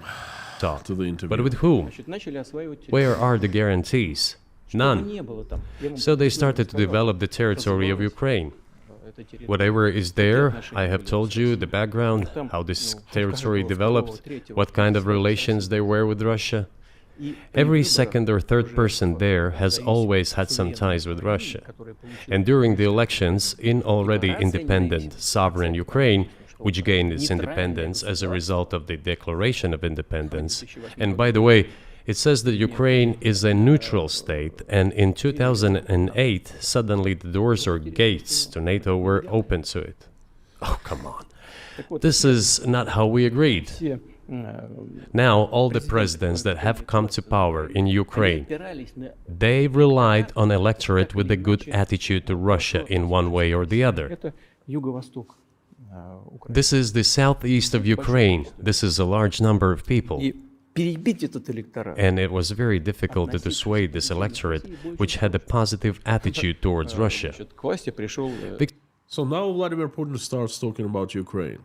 He starts focusing on Ukraine, and this becomes really strange for me because, you see, before he was talking of how Ukraine had been a part of Russian land, and how it's an artificial state. Historians can argue about that, and they do, and there's different opinions. Okay, but now he starts talking of what happened after 1991. I remember quite well. Not just to Ukraine, but to all Soviet states, all 16 Soviet republics, all 16 of them. They became independent states. Independent, sovereign state, meaning you live on your own. You make your life the way you like it to make. You want it to make, okay? And, of course, all former Soviet republics had ties with each other, with Russia, and they're interconnected with ties, of course. We used to be one country, but that ended in 1991.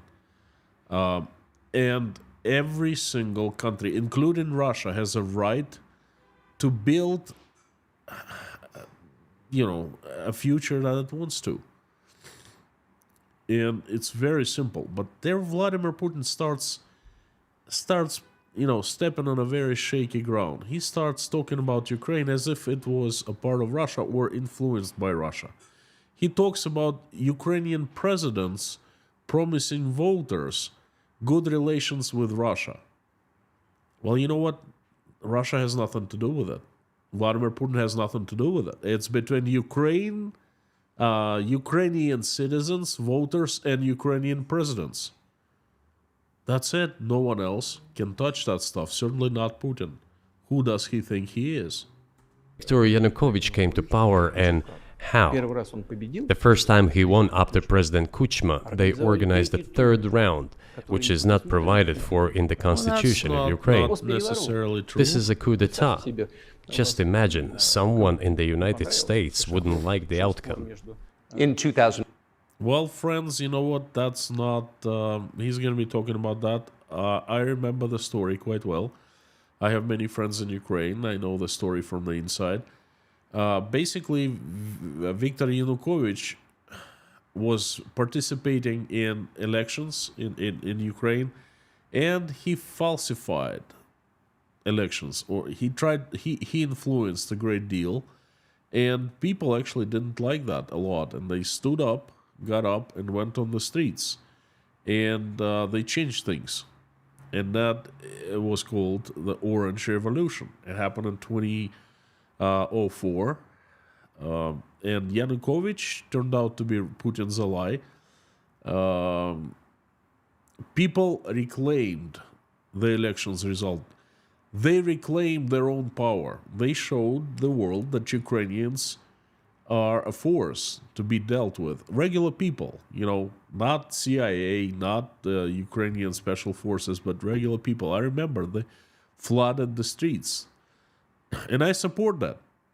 But clearly, Vladimir Putin thinks it's a crime. 14.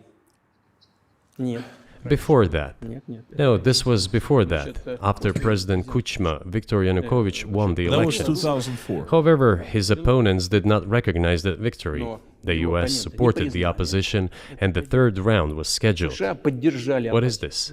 This is a Назначили coup. третий тур. The US supported it, and the winner of the third round came to power. Государственный переворот. Imagine if in the US something was not to You know what? This is it. This is the holy grail of Vladimir Putin's conversation message. The coup. The coup. The coup. The coup. The coup happened in Ukraine. The coup happened in Ukraine,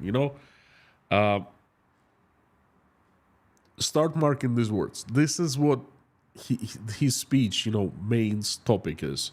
someone's liking, and the third round of election, which the US Constitution does not provide for, was organized. Организовали третий. Nonetheless, it was done in Ukraine. Не предусмотрено. Okay, Viktor Yushchenko, who was considered a pro-Western politician, came to power. And then Vladimir Putin back then in 2004 didn't have a problem with that. Okay? Only now, some 18 years later, he's, telling crap about that. But back then, he was fine. Ukraine went separate way. They decide themselves what happens inside Ukraine. Things like that. And in Russia, we also took it... We were sitting watching what was happening in Ukraine, and we took it, how to say that, with interest. Because it's the first time in the history of former Soviet republics that people exerted power. Actually, second time. But the first time was kind of small. It happened in Georgia, the Revolution of the Roses in 2003. But 2004, the Orange Revolution in Ukraine was major, okay? And I don't think it was a coup. But then Vladimir Putin was cool and fine about it. Виктор Ющенко. And this is, we talked to Yushchenko, president, who became the guy who became the president instead of Yanukovych. Yanukovych is a gangster, basically. Считался прозападным. Fine, we have built relations with him as well. He came to Moscow. with visits. We visited Kiev. I visited too. We met in an informal setting. If he's pro-Western, so be it. It's fine. Let people do their job. The situation should have developed inside independent Ukraine itself. As a result of Kuchma's leadership, things got worse and Viktor Yanukovych came to power after all. Maybe he wasn't the best president and politician, I don't know. I don't want to give assessments. However, the issue of the association with the EU came up. We have always been lenient to this, suit yourself. But when we read through the Treaty of Association, it turned out to be a problem for us, since we had a free trade zone and open customs borders with Ukraine, which under this association had to open its borders for Europe, which could have led to flooding of our market. We said, no, this is not going to work. We shall close our borders with Ukraine then. The customs borders, that is. Yanukovych started to calculate how much Ukraine was going to gain, how much to lose, and said to his European partners, I need more time to think before signing. The moment he said that, the opposition began to take destructive steps which were supported by the West. It all came down to Maidan and a coup in Ukraine.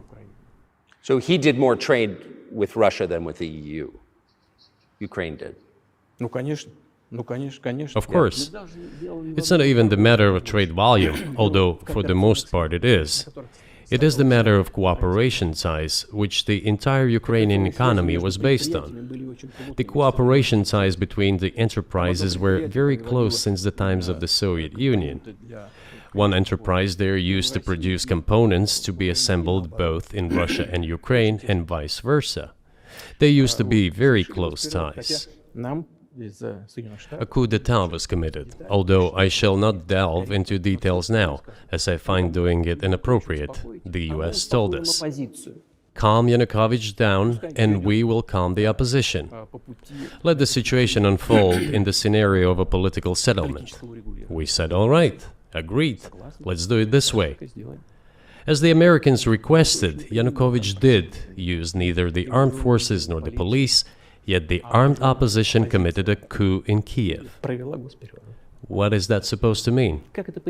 Well, I'll tell you what it's supposed to mean. Putin is making a huge mistake here.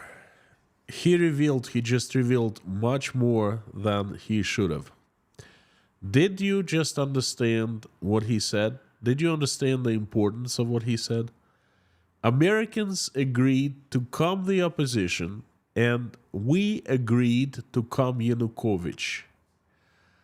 Then he says Russians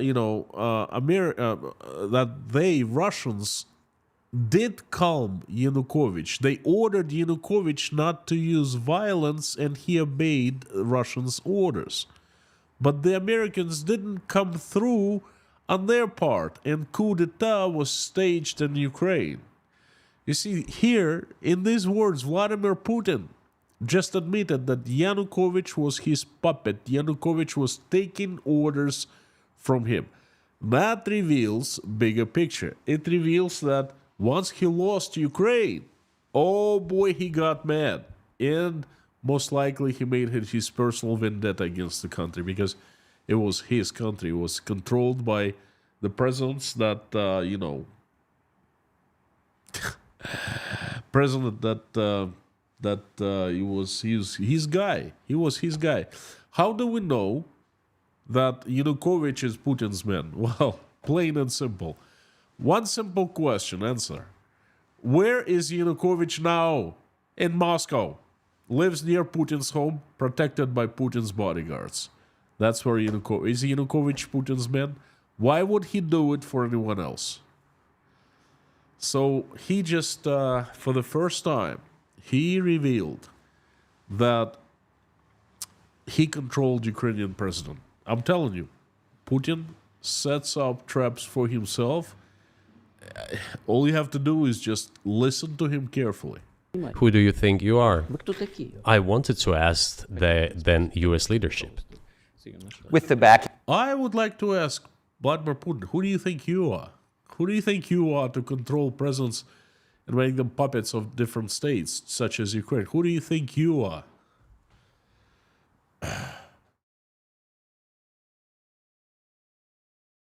King of whom? При поддержке ЦРУ, конечно. With the backing of CIA, of course. Которые, как я понимаю, The organization you wanted to join back in the day, as I understand. хотя это серьезная организация. We should thank God they didn't let you in. Although, it is a serious organization. I understand. My former vis-a-vis in the sense that I served in the first main directorate, Soviet Union's intelligence service. Оппонентами всегда. They have always been our opponents. A job is a job. Но технически они все сделали правильно. Technically, they did everything right. They achieved their goal of changing the government. However, from political standpoint, it was a colossal mistake. Surely it was political leadership's miscalculation. They should have seen what it would evolve into. You see here, Vladimir Putin, he just does not have this concept that it couldn't be not CIA, but regular people took out on the streets. They did it in 2004. There was no CIA. In 2014, same thing. But it's not... He doesn't understand. There's no concept that perhaps Ukrainian people took matters into their own hands. Vladimir, it's upsetting, isn't it? Because Russia is so different. Anyway, he just does not there's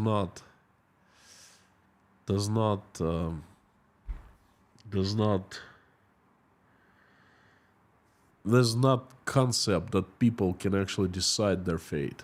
Okay, and that's pretty explanatory about Russia these days. Итак, в 2014 So, in году 2008, the doors of NATO were opened for Ukraine. In 2014, there was a coup. They started persecuting those who did not accept the coup, and it was indeed a coup.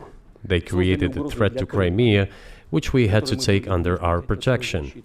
They launched the war in Donbass. Whoa, wait a second. First, my observation. Russia is doing something terribly wrong. Instead of attracting neighbors, it muscles them in, or it tries to muscle them in.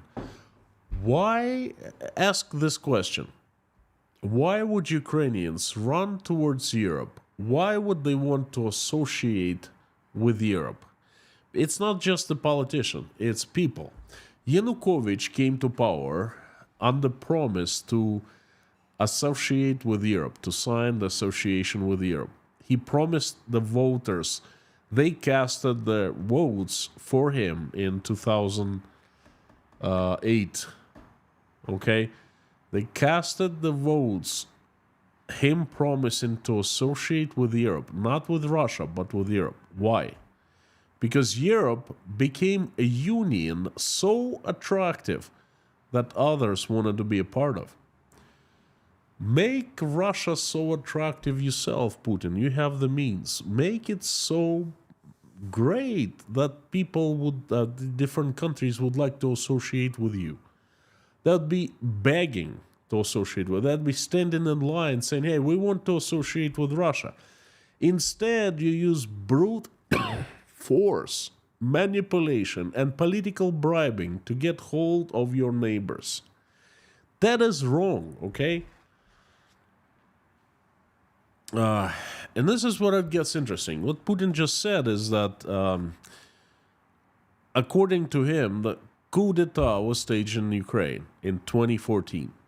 Ukraine started prosecuting those who disagreed with the new administration. They started prosecuting own Ukrainian citizens. Whatever Ukrainian authorities were doing to Ukrainian citizens was private business of Ukraine. So logically, what Russia needed to do when the coup d'etat was staged, okay, it's just an internal matter of Ukraine. Russia has nothing to do with it. Coup it is, you know. So what Russia needed to do was to cut, if it's hated the coup so much, to cut all the relations with Ukraine. To cut the relations, not to establish new relations with a new power that coup created in Ukraine. It needed to sever all ties if it didn't like the coup so much. That's what a normal country does. But Putin says that he had to step in. He had to step in. He was forced to step in and start protecting Ukrainians from Ukrainians. Nice. He set up a very dangerous precedent here, right now. There are no guarantees that in the future somebody else doesn't step in and start protecting Russians from Russia, from Russian government, the way Russia was protecting Ukrainians against Ukraine. Again, I'm amazed how easily Putin sets traps for himself. Does he even understand what he's talking about? That's a very dangerous precedent he's making. Donbass in 2014 with the use of aircraft and artillery against civilians. This is Ukrainians against Ukrainians. Why would he care what's happening in Ukraine? when it all started. There's a video of aircraft attacking Donetsk from above. They launched a large-scale military operation, then another one. Donetsk, it's not Ukraine, When they it's failed, not they Russia. started to prepare the next one. All this against the background of military development of this territory and opening of NATO's doors. How could we not express concern over what was happening? Well, express concern. Go to the United Nations and make a concern, an official concern, saying, wait a second, the international community, let's take a look what's happening in Ukraine, okay? That's how you express concern if you're a normal man, normal country, normal society. Well, Russia concerns in different way. From our side, this would have been a culpable negligence. That's what it would have been. It's just that the US political leadership pushed us to the line we could not cross, because doing so could have ruined Russia itself. Besides, we could not leave our brothers in faith, in fact, a part of Russian people, in the face of this war machine. What was the Whoa, just whoa. Vladimir Putin just blamed the USA into pushing Russia into this situation, stepping into Ukraine and start protecting Ukrainians from Ukrainians.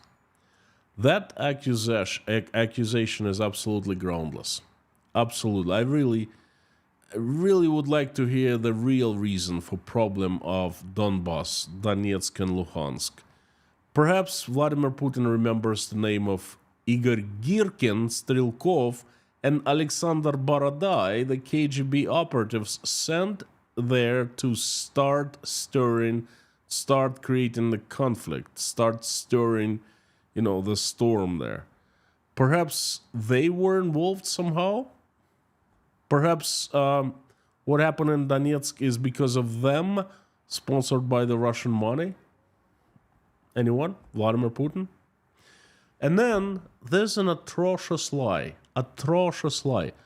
How could we leave our brothers in faith behind? Facepalm and facepalm.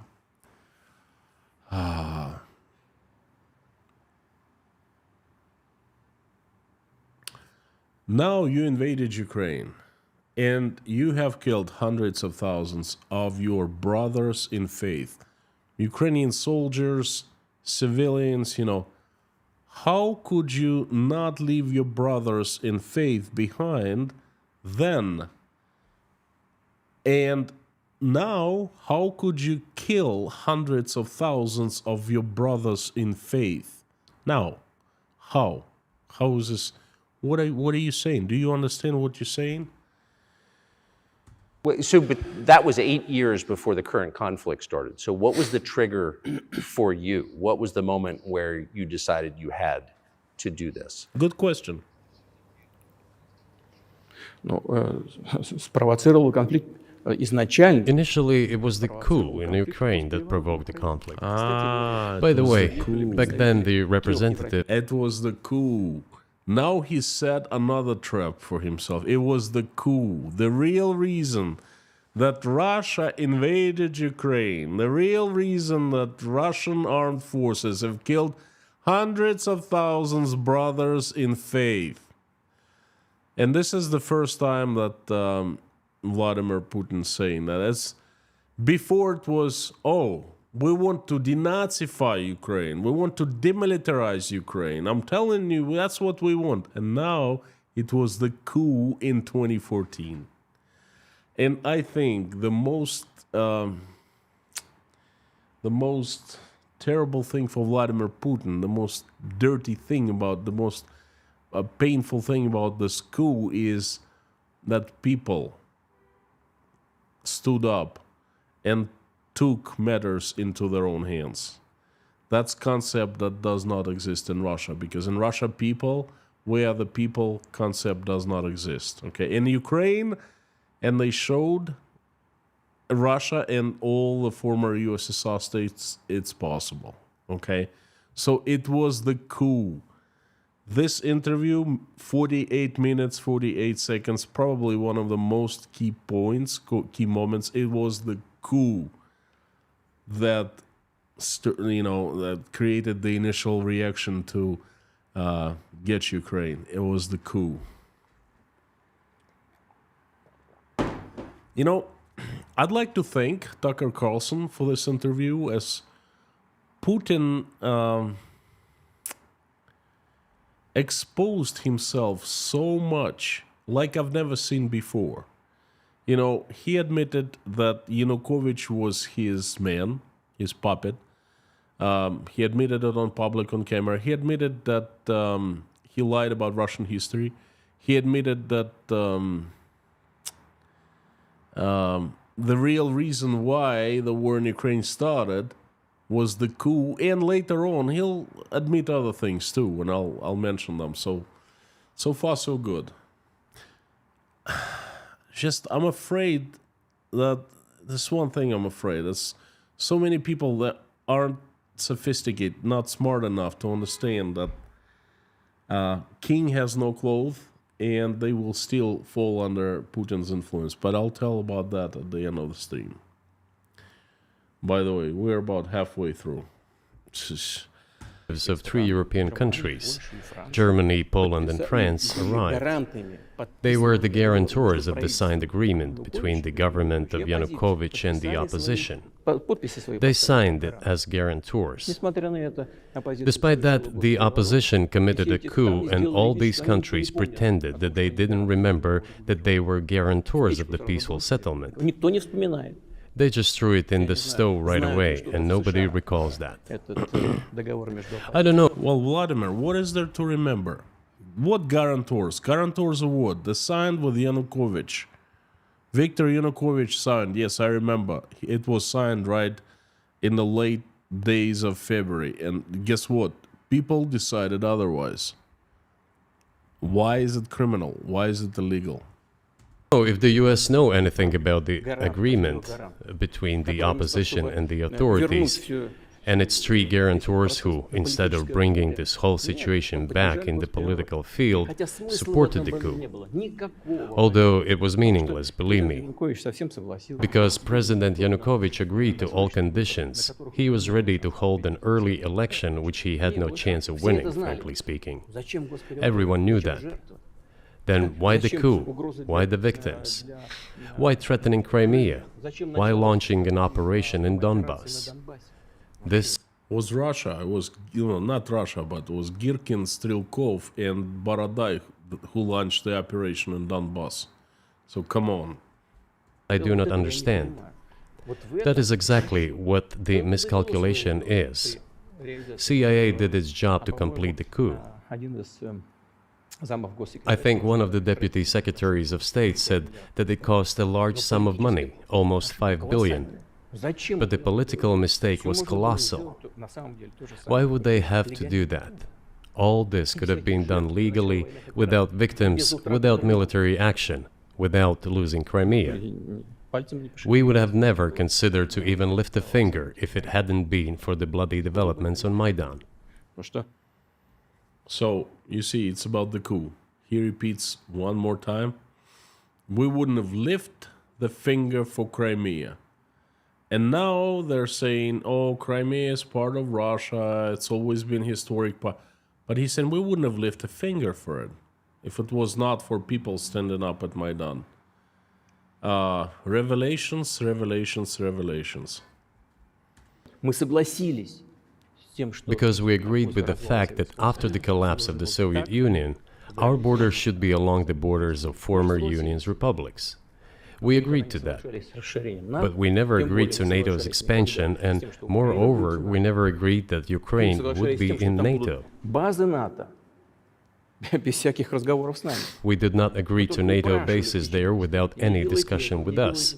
For decades, we kept asking, don't do this, don't do that.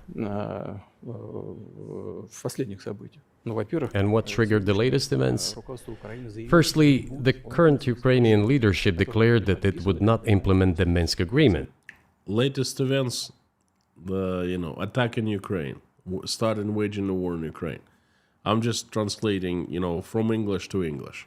Which had been signed, as you know, after the events of 2014 in Minsk, where the plan of peaceful settlement in Donbass was set forth. нет, руководство But no, the current Ukrainian leadership, foreign minister, all other officials, and then president himself said that they don't like anything about the Minsk agreements. иными словами, исполнять не собираются.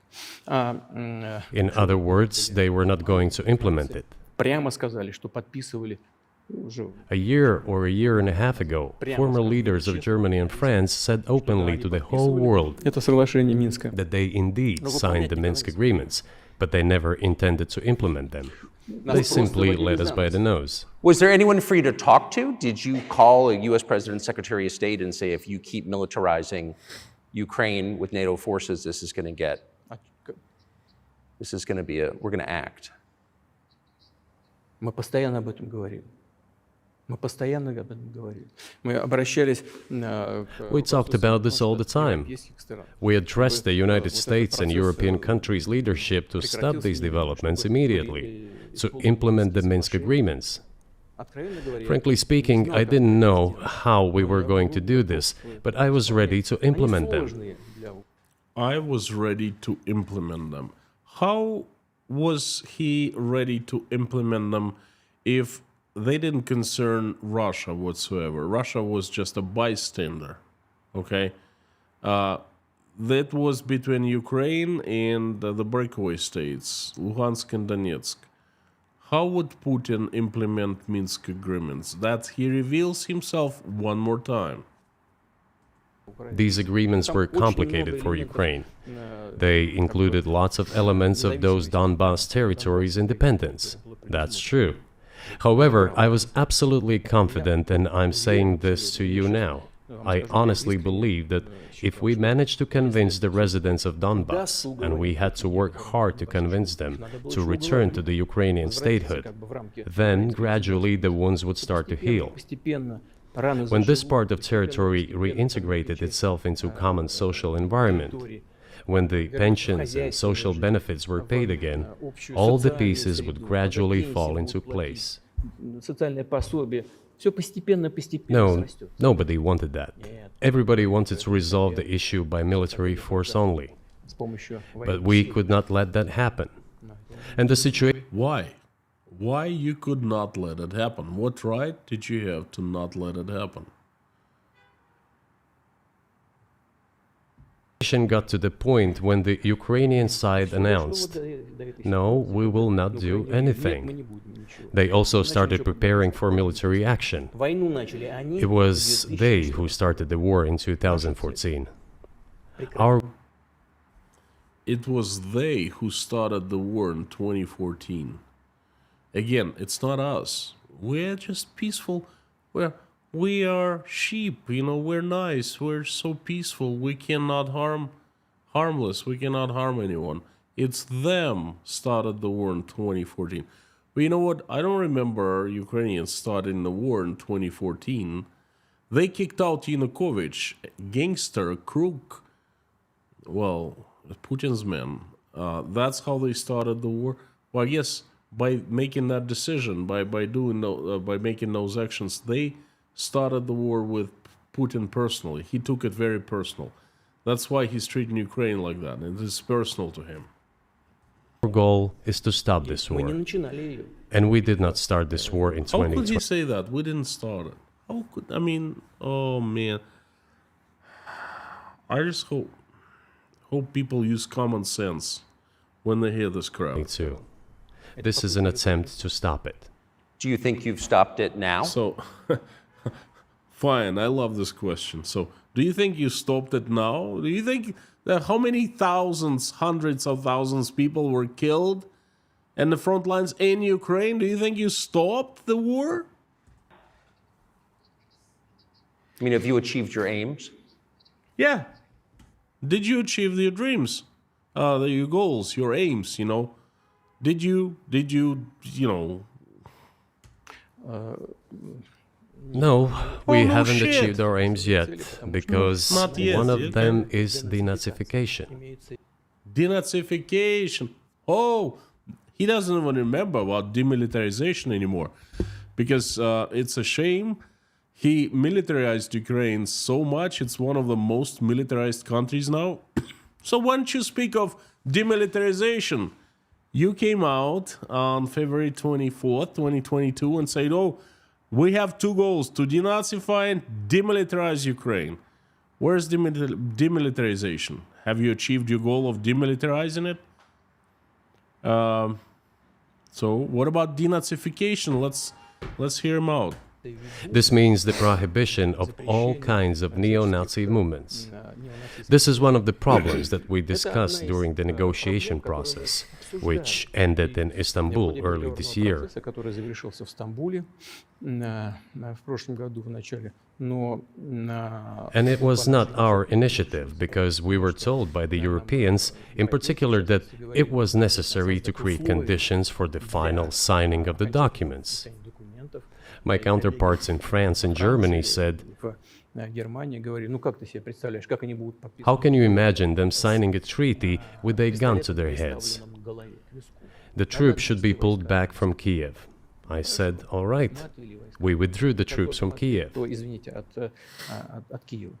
As soon as we pulled back our troops from Kiev, our Ukrainian negotiators immediately threw all our agreements reached in Istanbul into the bin.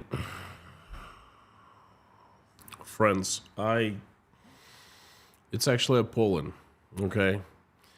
Russia tried to do a blitzkrieg in Ukraine. We all remember that. It's very fresh memory, at least in my head. It still bleeds. It's still bleeding. I remember that. I remember every day of that. I remember that in the first days of the invasion, Russian propaganda, they were so optimistic, energetic. Ukraine is going to fall in 3 days. We're going to get in, we're going to get out. And all of a sudden, it didn't fall in 3 days. It turned out to be, well, I won't even go there. It turned out to be a beacon of courage for the world, that the people started fighting for their homeland, you know.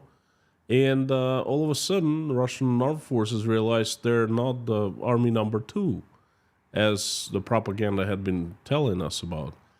And they couldn't take Kiev. They tried, and they tried, and they tried, and they tried. And then they started losing too many people, they pulled out.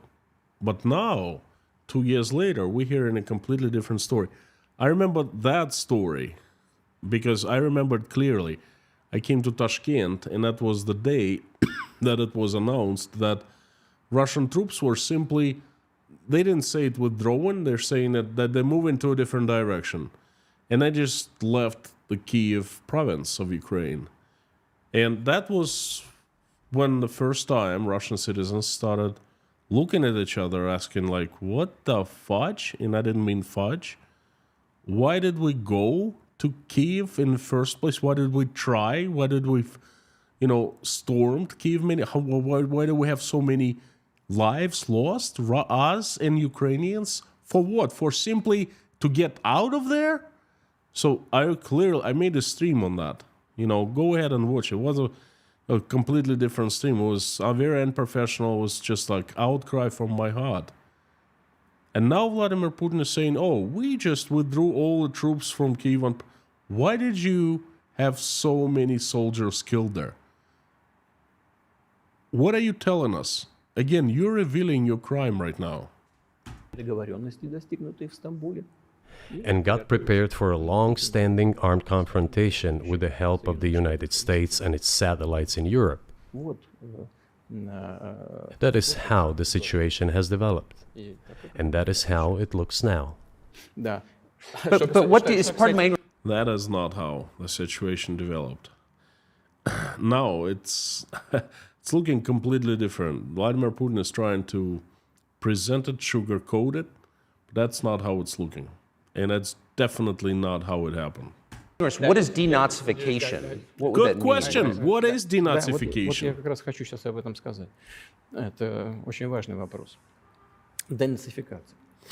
That is what I want to talk about right now. It is a very important issue. Denazification. Искать, как говорят некоторые аналитики. After gaining independence, Ukraine began to search, as some Western analysts say, Как its поставить identity. во главу угла этой идентичности. And it came up with nothing better than to build this identity upon some false heroes who collaborated with Hitler. Которые сотрудничали с Гитлером. Я уже говорил, что I have already said that in the early 19th century, when the theorists of independence and sovereignty of Ukraine appeared, they assumed that an independent Ukraine should have very good relations with Russia. Но в силу исторического развития But due to the historical development, those territories were part of the Polish-Lithuanian Commonwealth.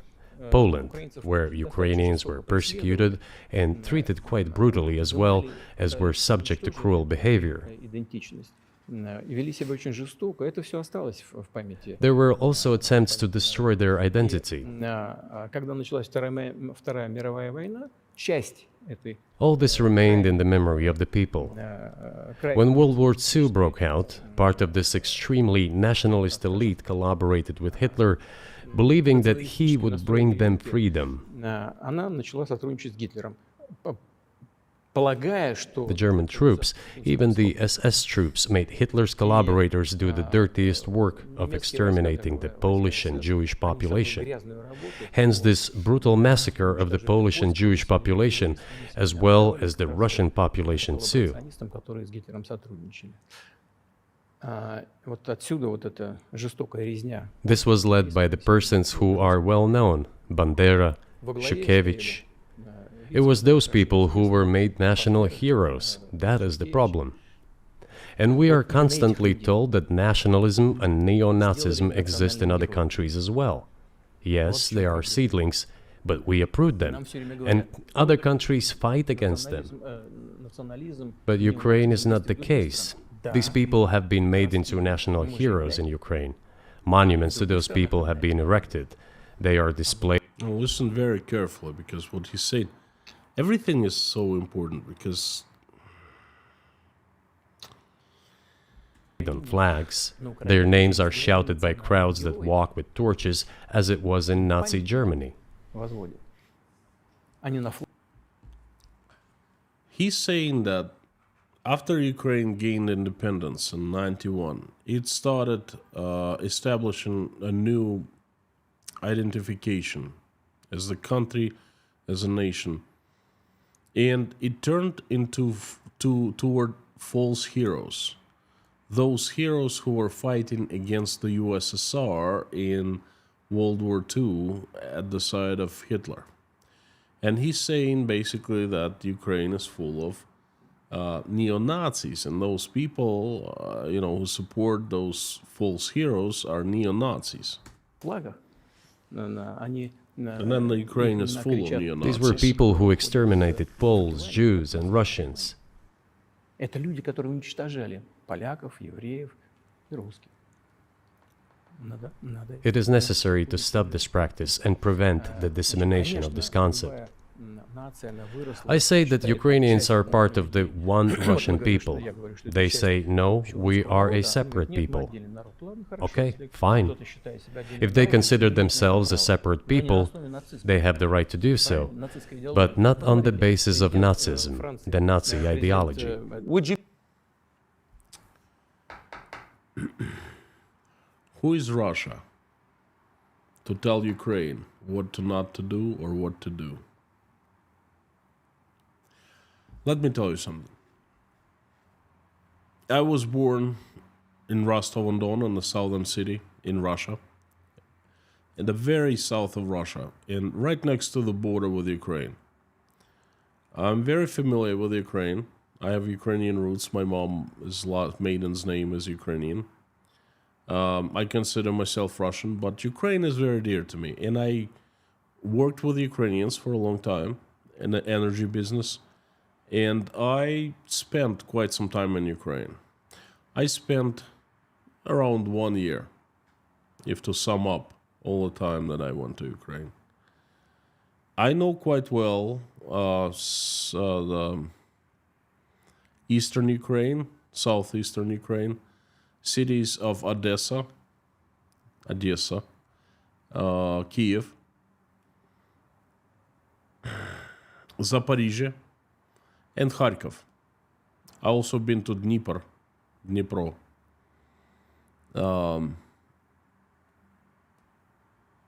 Let me tell you, folks, not once I saw one Nazi in Ukraine. Not once in 1 year. I traveled extensively. I talked to many people. I vacated in Ukraine. I worked in Ukraine. I talked to absolutely different people belonging to different classes, social classes. I did not see a Nazi one single time. Vladimir Putin is either uninformed, grossly uninformed, or lying. Were there Nazis in Ukraine? Perhaps they were, but they were so marginal, just like in any other country. There are Nazis in Russia, okay? Why don't you take care of your own Nazis? It's just not too many of them, okay? There are Nazis in the United States. There are Nazis in probably even in Germany. But how many of them? You probably can count them by their faces, not too many. And Vladimir Putin saying that this ideology of the country was neo-Nazism, which is absolutely, absolutely not true. Ukraine was a nice country, nice people. They hated Nazis as much as we hated them in Russia. They fought World War II. Grandfathers of people like me fought in Ukraine, fought, World War II Nazis. And, it's absurd to claim that this neo-Nazism exists in Ukraine as a national idea. Idiocracy. It's not true. be satisfied with the territory that you have now?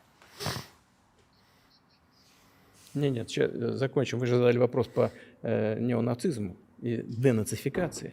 I will finish answering the question. Answer You just question on asked a question about demilitarization. neo-Nazism and denazification. Замалчивается на Западе. Look, the president of Ukraine visited Canada. This story is well Oh known, my but gosh, don't being even go silenced there. in the Western countries. Спикер парламента. The Canadian Parliament introduced a man who, as the Speaker of the Parliament said, fought against the Russians during the World War II. Well, who fought against the Russians during the World War II? Выяснилось, что это человек, Hitler and his accomplices. он лично It turned out that this man served in the SS troops. He personally killed Russians, Poles, and Jews. они занимались The SS troops consisted of Ukrainian nationalists who did this dirty work. The president of Ukraine stood up with the entire Parliament of Canada and applauded this man. плескал этому человеку. How can this be imagined? Как это The может president of Ukraine himself, by the way, is a Jew by nationality. Oh my, folks, it did happen not too long ago. We all have seen it. It made news all over the world. But Putin is Putin putting everything upside down. It did happen. And yes, Ukraine's President Zelensky was there. And yes, he did applaud to this guy. But no one at the time knew he was Nazi. No one knew he was not. They were not applauding to a Nazi. They were applauding to the old veteran. He was supposed to be a good guy. And only after that information surfaced that he served, as a Nazi. And guess what happened in Canada? A scandal. And the Speaker of the House that organized that event with that, old Nazi, he resigned. He said, I'm ashamed. I should have known better. I should have done homework, checked this guy out, and so forth. And he resigned. Not one single politician in the past 24 years in Russia resigned. Okay? Fired, yes, but no one resigned, feeling shameful for something. Canada, for me, that accident made Canada looking like a shining beacon of hope. Because this is how things are supposed. Everyone makes mistakes. It's how you fix the mistakes. And Canada fixed that mistake brilliantly as an example to everyone. Vladimir Putin, if anything, should learn from Canada. Canadians, I salute you. And I salute that politician who resigned. Okay, mistake, but you know what? He paid for that mistake, and he did it voluntarily. Respect to the guy. So, and Vladimir Putin he must know what really happened, but he's trying to misinform people. This is how he's planting his poison into your heads, and many are buying it. Really, my question is, what do you do about it? I mean, Hitler's been dead for 80 years. Nazi Germany no longer exists. And so, true. And so I think what you're saying is you want to extinguish or at least control Ukrainian nationalism. But how? How do you do that? Tucker Carlson asks good questions, right questions. I'd ask them myself. And I don't think it's a stage interview. Okay? I'm seeing there are so many dislikes, and I don't really understand why you put in dislikes. Is it to me to show me that you dislike what I'm doing, or is it for Putin? You dislike in Putin, which is kind of strange, or you dislike in Tucker Carlson? I don't know much about the guy outside of this interview with Russia, but this interview I'm liking. Sorry, whether you dislike, or disagree with me, but look at the questions he's asking. Could have he done better? Yes, he could have. But you know what? He appears to be sincere, and then he appears to be asking questions that make Putin freaking mad. Послушайте меня. Ваш Look at this guy. Очень тонкий. Listen to me. Your question is very subtle, and I can tell you what I think. Do not take offense. Of course. Он, казалось бы, тонкий, он очень противный, этот вопрос. This question appears to be subtle. It is quite pesky. Значит, You say Hitler has been dead for so many years, 80 years. But his example lives on. People who exterminated Jews, Russians, and Poles are alive. And the president, the current president of today's Ukraine, applauds him in the Canadian Parliament. Bullshit. Gives a standing ovation. Bullshit. I just told you the story. You all know that anyway. Can we say that we have completely uprooted this ideology? I'm calling you happening bullshit. Today? That is what denazification is in our understanding. We have to get rid of those people who maintain this concept and support this practice and try to preserve it. That is what denazification is. That is what we mean. Right. My question was a little more specific. It was, of course, not a defense of Nazis, neo or otherwise. It was a practical question. You don't control the entire country. You don't control Kiev. You don't seem like you want to. So how do you eliminate a culture or an ideology or feelings or a view of history in a country that you don't control? What do you do about that? And that is another good question. What do you do? How exactly you are trying to denazify? What are you gonna do? А вот знаете, как по мне Oh, пока что Putin doesn't странно, know what to answer. Just look at his reaction. в ходе переговоров в Стамбуле You know, as strange as it may seem to you, during the negotiations in Istanbul, we did agree that we have it all in writing. Neo-Nazism would not be cultivated in Ukraine.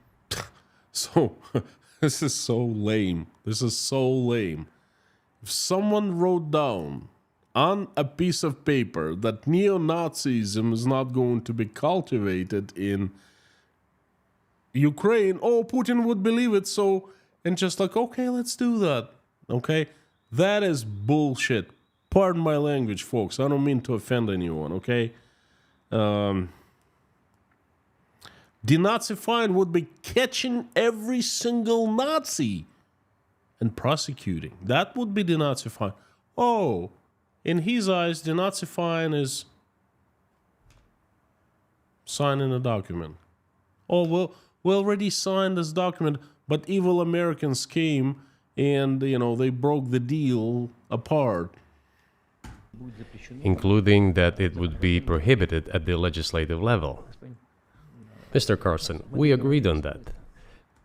It is prohibited. It's no Nazism in Ukraine on legislative level. Okay, where? Show me. Zelensky is a Jew, for goodness sake. He's the president, Jew. What Nazism? This, it turns out, can be done during the negotiation process. And there's nothing humiliating for Ukraine as a modern civilized state. Is any state allowed to promote Nazism? Well, you know what? I hate Nazism. I'm not a Nazi. I don't like Nazis. Each state decides what it wants to do. Okay? And there's United Nations. If one state goes out of freaking ways, that the United Nations steps in. That all the countries decide on something and the United Nations steps in. That's the international law. Okay? It is not, is it? That is it. ведь нет, правда? Вот и всё. Will there be talks, and why haven't there been talks about resolving the conflict in Ukraine, peace talks? Они были, они Just keeps on repeating дошли and до очень высокой repeating. стадии согласования позиций, сложно. They have been.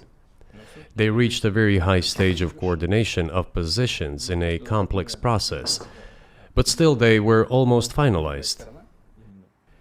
But after we withdrew our troops from Kiev, as I have already said, the other side threw away Withdrew or were kicked out? I just want Putin to clarify this. all these agreements and obeyed the instructions of Western countries, European countries, and the United States to fight Russia to the bitter end. Moreover, the president of Ukraine has legislated a ban on negotiating with Russia. He signed a decree forbidding everyone to negotiate with Russia. But how are we going to negotiate if he forbade himself and everyone to do this? We know that he is putting forward some ideas about this settlement, but in order to agree on something, we need to have a dialogue. Is that not right? Well, but you wouldn't be speaking to the Ukrainian president, you'd be speaking to the American president. Now, Vladimir Putin is getting down to business. Oh, we need a dialogue now. When was the last time you spoke to Joe Biden? I cannot remember when I talked to him. I do not remember. We can look it up. You don't remember? No. Why? Do I? This is I would have laughed. I would have laughed as well. You don't remember when is the last time you talked to the American president? Come on, that's your life depends on it. Your country depends on it. Everything depends on it. Ukraine depends, and you don't remember? No, I don't remember. I can look it up. I have to remember everything. The interviewer is not buying it. I'm not buying it. I don't think anyone is buying it. I have my own things to do. We have domestic political affairs. Well, he's funding the war that you're fighting, so I would think that would be memorable. Exactly. Well, yes, he funds, but I talked to him before the special military operation, of course. And I said to him then, by the way, I will not go into details, I never do, but I said to him then, I believe that you are making a huge mistake of historic proportions by supporting everything that is happening there, in Ukraine, by pushing Russia away. Vladimir, I told I'm told him afraid repeatedly, you by did. the way. I Historic think that would be proportion, correct mistake if of I stop historic here. proportion. What did he say? Ask him, please. It is easier for you. You are a citizen of the United States. Go and ask him. It is not appropriate for me to comment on our That's pretty conversation. lame. But you haven't spoken to him since before February of 2022.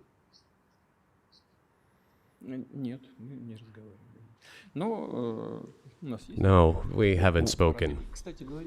Certain contacts are being maintained, though. Speaking of which, do you remember what I told you about my proposal to work together on a missile defense system? Yes. You can ask all of them. All of them are safe and sound, thank God. The former president, Condoleezza, is safe and sound, and I think Mr. Gates and... Well, I don't understand. Vladimir Putin is stressing that again, that he proposed to work on this missile defense system. Well, he was refused. They did not want to work with him on the missile system. Plain and simple. There's nothing else to it. and the current director of the intelligence agency, Mr. Burns, the then ambassador to Russia, in my opinion, are very successful ambassador. They were all witnesses to these conversations. Ask them. Same here. If you are interested in what Mr. Ask for President what? Biden responded to Refused? me, ask him. At any rate, I talked to him about it. I'm definitely interested, but from the outside, it seems like this could devolve or evolve into something that brings the entire world into conflict and could initiate a nuclear launch. And so why don't you just call Biden and say, let's work this out?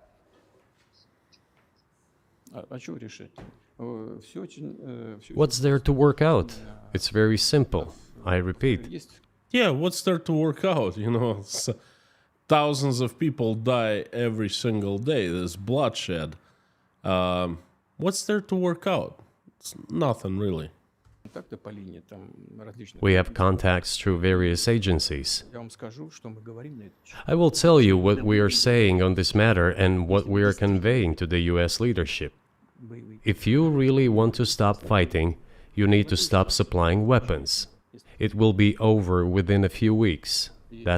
Haha, that's the dream.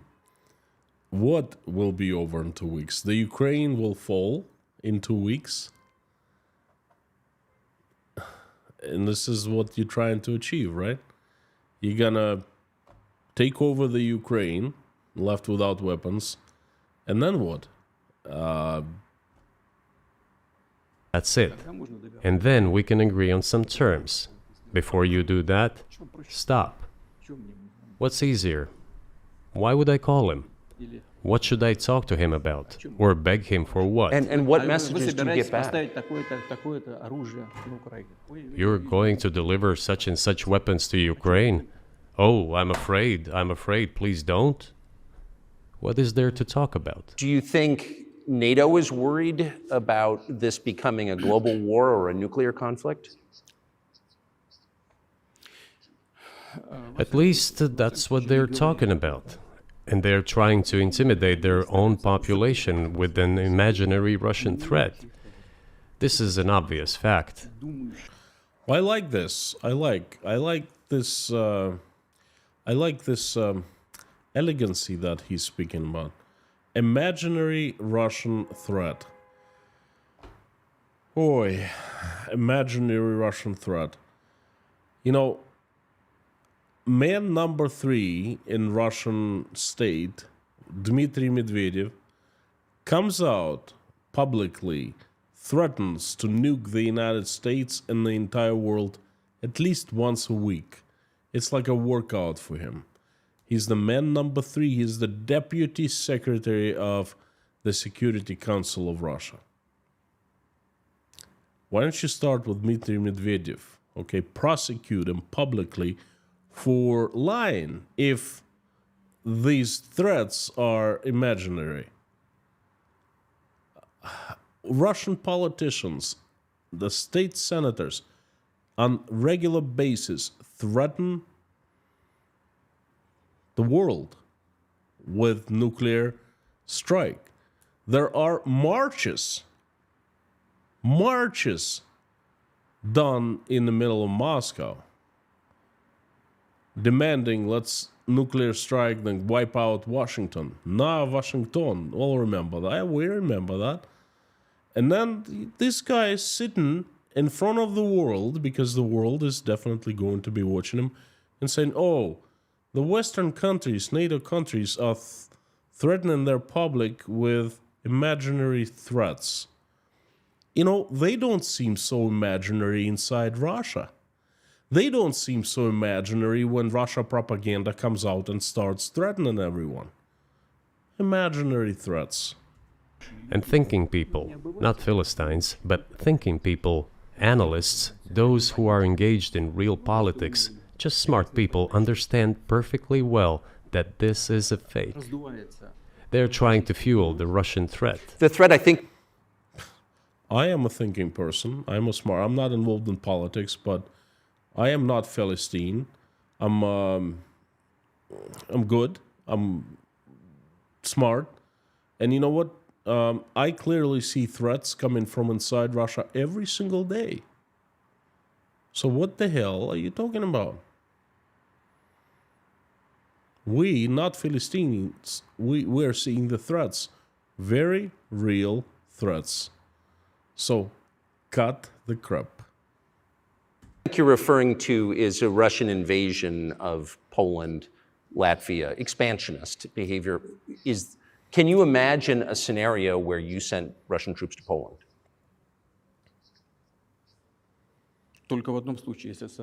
Only in one case, if Poland attacks Russia. Why? Because we have no interest in Poland, Latvia, or anywhere else. Wait a second. Zakhar Prilepin, an official in Russia, coming out saying that they're gonna take Uzbekistan, and then other countries, other threats. This guy either is grossly misinformed or he's outright lying, sitting there lying to everyone. Either way. Why would we do that? We simply don't have any interest. Yeah, why would you invade Ukraine? You also didn't have any interest. You personally said that. Your Ministry of Foreign Affairs, Lavrov, said that. His spokesperson said that. Many propaganda personalities said that. Why would you invade Ukraine? I mean, are you crazy? We have no interest there. It's just threat mongering. Yeah. Well, the argument, I know you know this, is that, well, he invaded Ukraine. He has territorial aims across the continent, and you're... Thank you, Tucker. Thank you so much. You're spot on with your question. saying unequivocally you don't.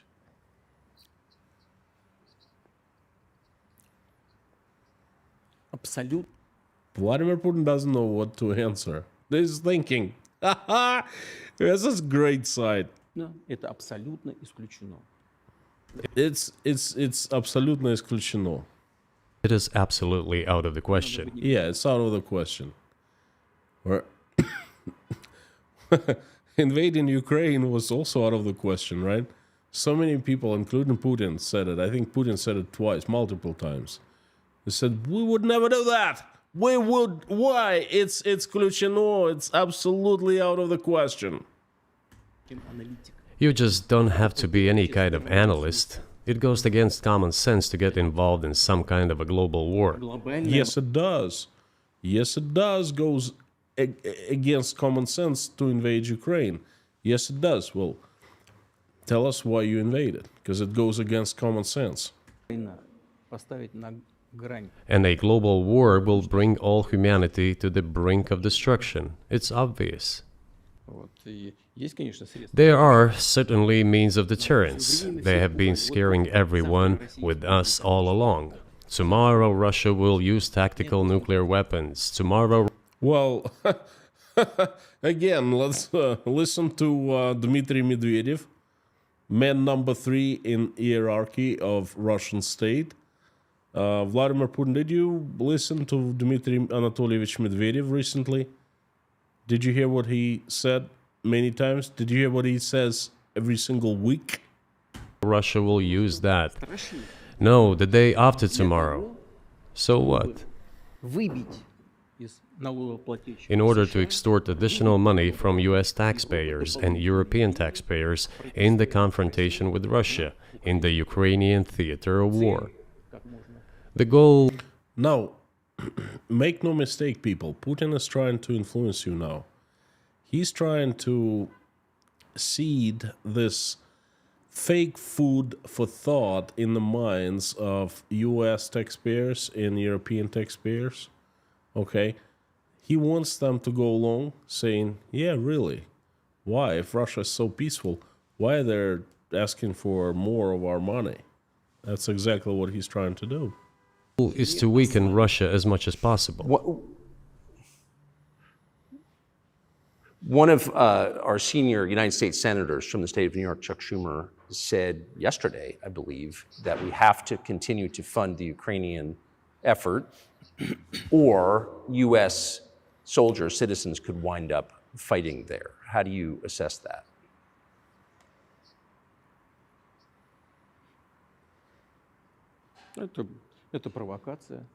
This is a provocation, and a cheap provocation at that.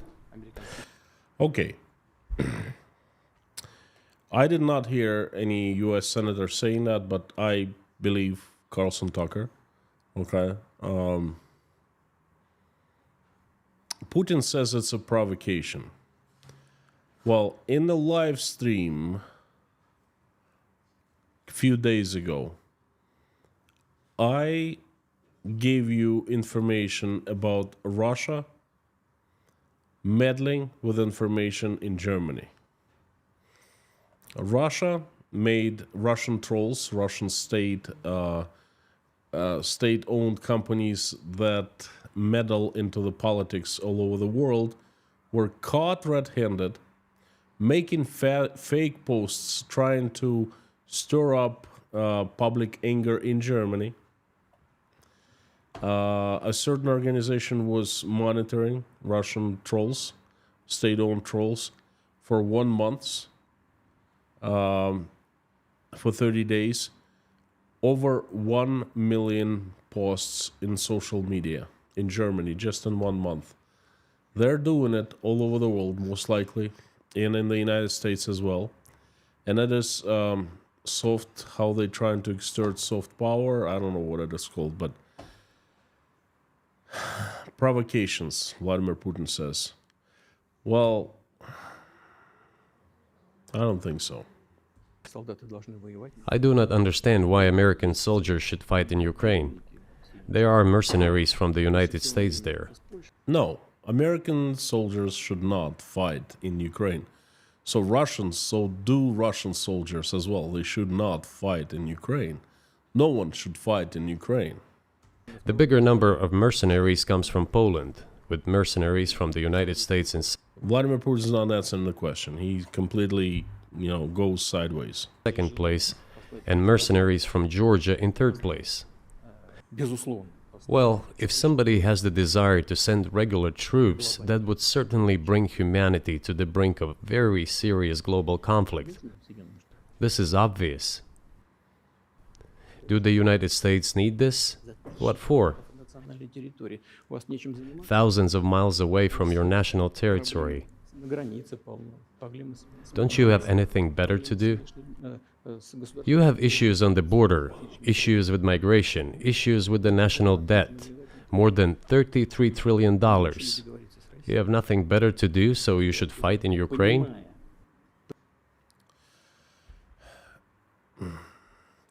Folks, again, this is very important because that's what this interview is all about, at least on Russia's side, on Vladimir Putin's side. He is directly asking you, he's reaching out to you right now. And then he's asking very legitimate question. Do you have anything else to do but to fight in Ukraine? Why don't you take care of the problems that you have? Immigration, check. Politics, check. Debt, growing debt, check. Things like that. Economy, check. Why don't you deal with those problems? Why do you have to go and mess with Ukraine? It's not so fast. Not so fast.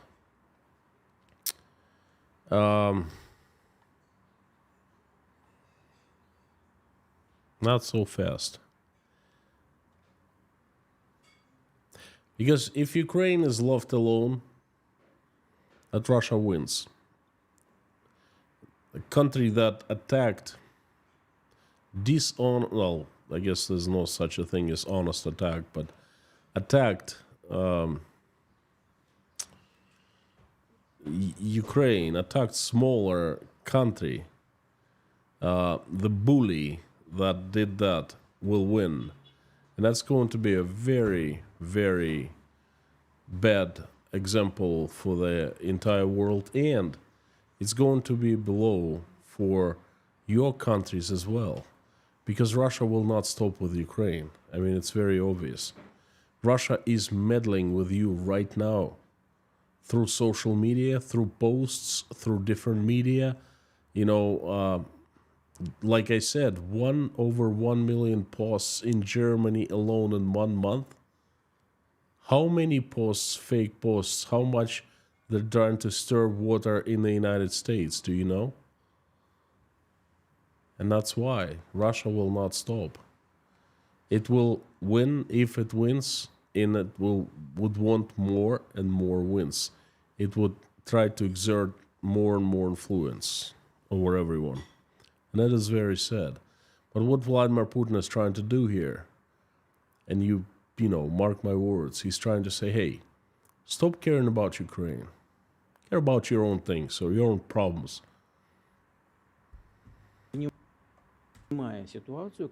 Wouldn't it be better to negotiate with Russia?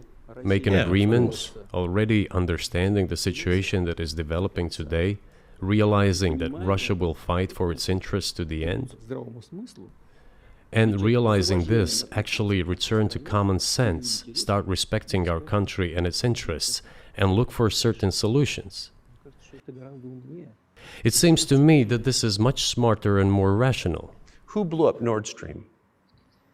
Before we get to the question who blew up the Nord Stream, Vladimir Putin is absolutely right in terms of there are much better things, not much better, but pressing issues that every single country has inside that country. And taxpayers definitely should look for, things inside their countries, for problems to solve and things like that.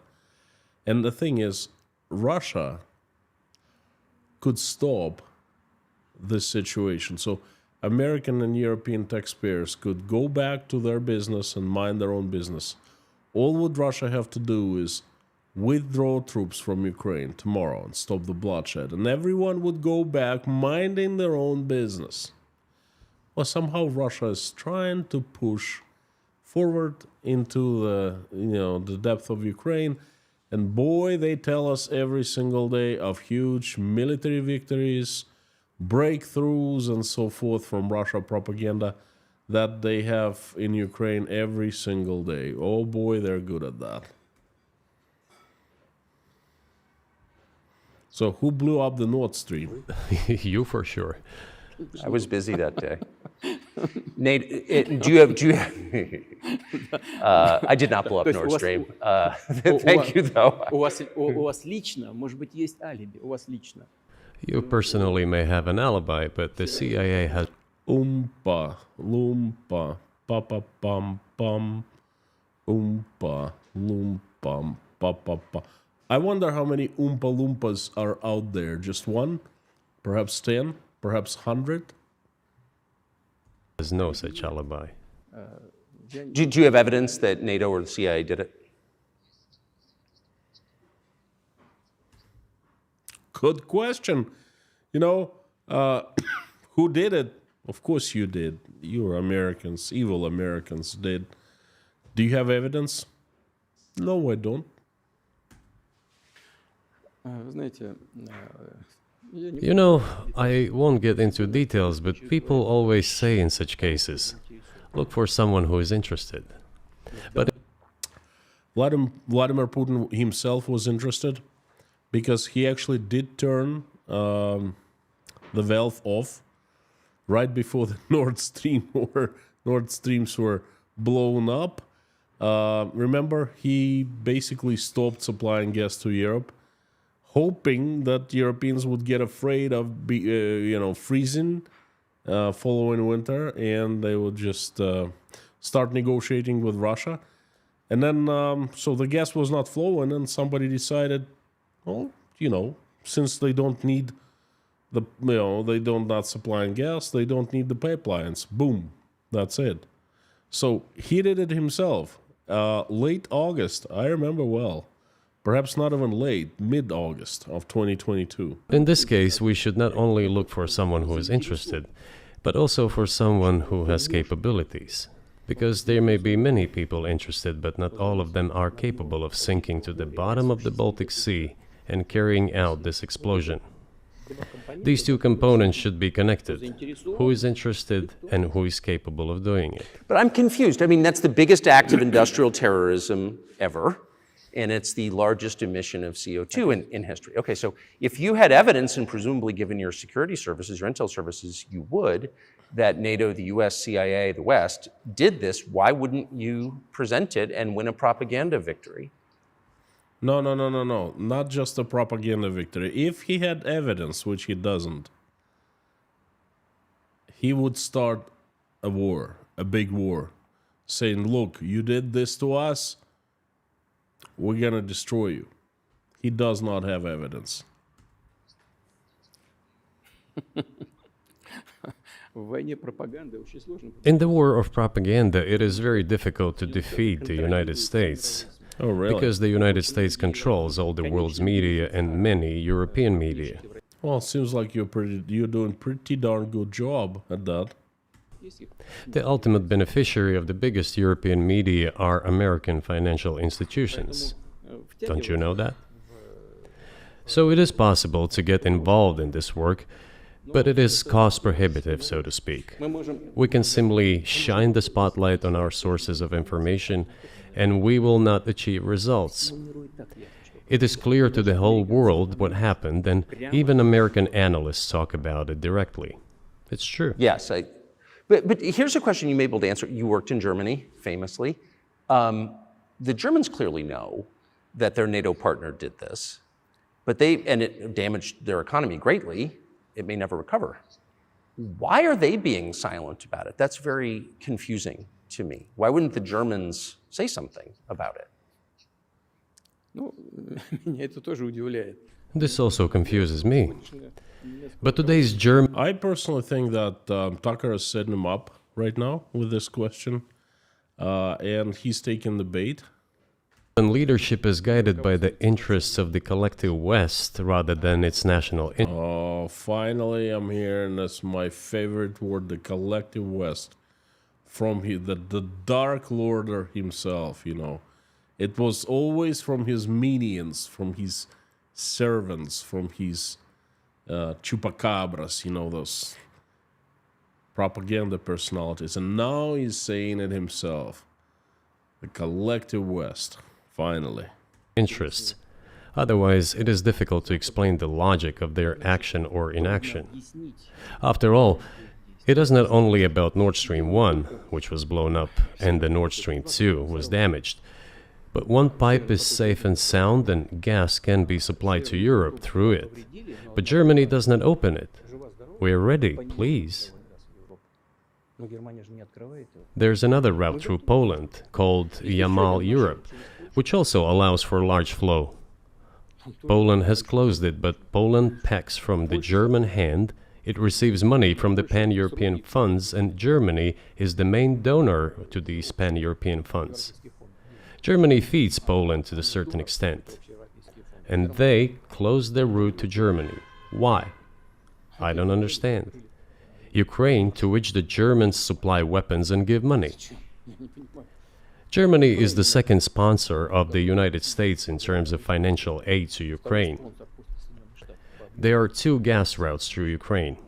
They simply closed one route, the Ukrainians. Open the second route and please get gas from Russia. They do not open it. Why don't the Germans say, look guys, we give you money and weapons, open up the valve, please, let the gas from Russia pass through for us. We're buying liquefied gas at exorbitant prices in Europe, which brings the level of our competitiveness and economy in general down to zero. Do you want us to give you money? Let us have the decent existence. Make money for our economy, because this is where the money we give you comes from. They refuse to do so. Why? Ask them. That is what is like in their heads. Those are highly incompetent people. Those are highly incompetent people. They are dumb as wood. He did this. Tucker Carlson set him up. He took the bait. The American knew exactly what he was asking about. And let me explain you.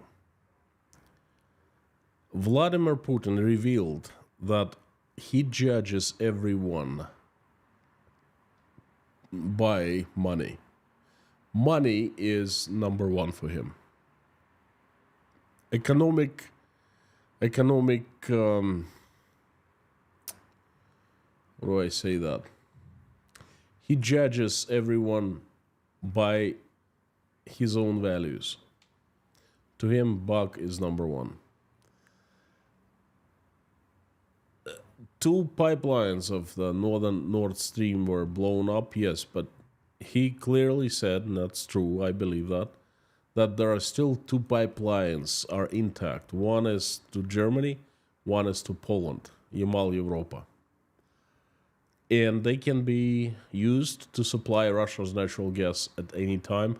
And yes, Germany would benefit greatly because Germany is suffering from increasing costs of energy generation. They used cheap Russian natural gas, and that gave them competitive advantage. Now they've lost it.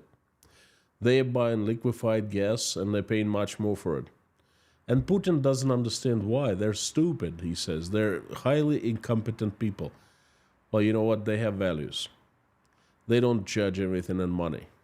They don't want to buy natural gas from you and to pay you because what you're doing to Ukraine. That's why they're doing it. Well, not getting Russian gas, not buying it.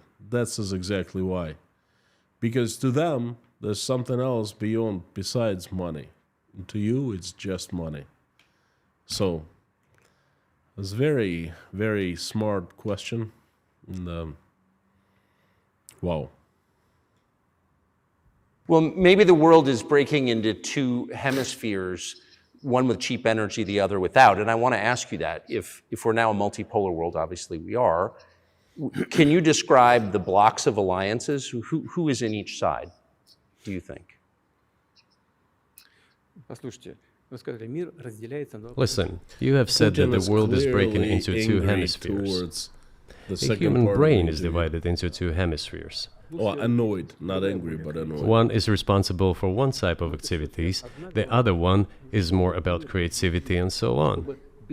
But it is still one and the same head. The world should be a single whole. Security should be shared rather than meant for the golden billion. That is the only scenario where the world could be. Now we talk golden billion, my friends. That's conspiracy theory. Now it's we're hearing it from Vladimir Putin's mouth. Wow. Stable, sustainable, and predictable. Until then, While the head is split in two parts, it is an illness, a serious adverse condition. It is a period of severe disease that the world is going through now. But I think that I think so. I think he's right. Only he's looking at disease at the wrong place.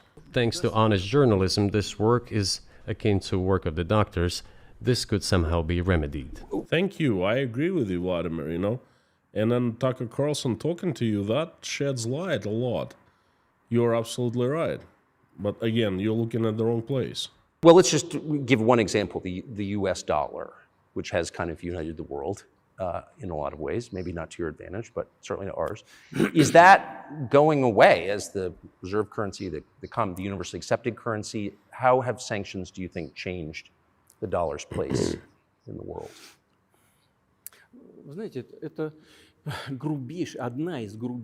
You know, to use the dollar as a tool of foreign policy struggle is one of the biggest strategic mistakes made by the US political leadership.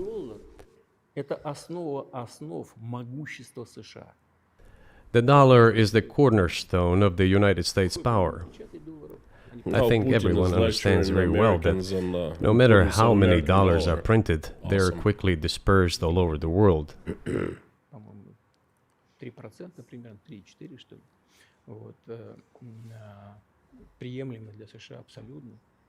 Inflation in the United States is minimal. It's about 3 or 3.4%, which is, I think, totally acceptable for the US. But they won't stop printing. What does the debt of $33 trillion tell us about? It is about the emission.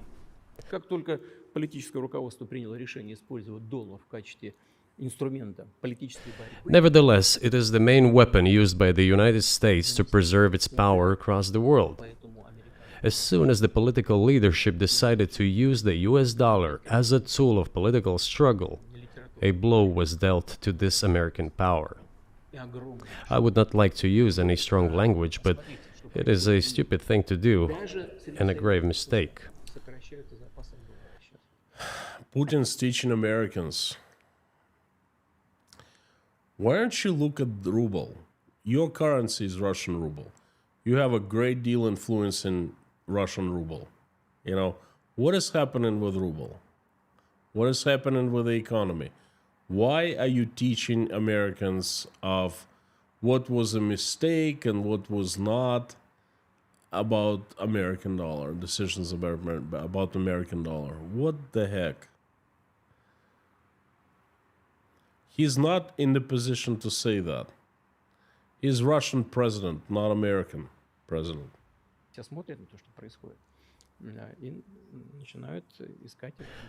Look at what is going on in the world. Even the United States allies are now downsizing their dollar reserves. Seeing this, everyone starts looking for ways to protect themselves. But the fact that the United States applies restrictive measures to certain countries, such as placing restrictions on transactions, freezing assets, etc., causes grave concern and sends a signal to the whole world.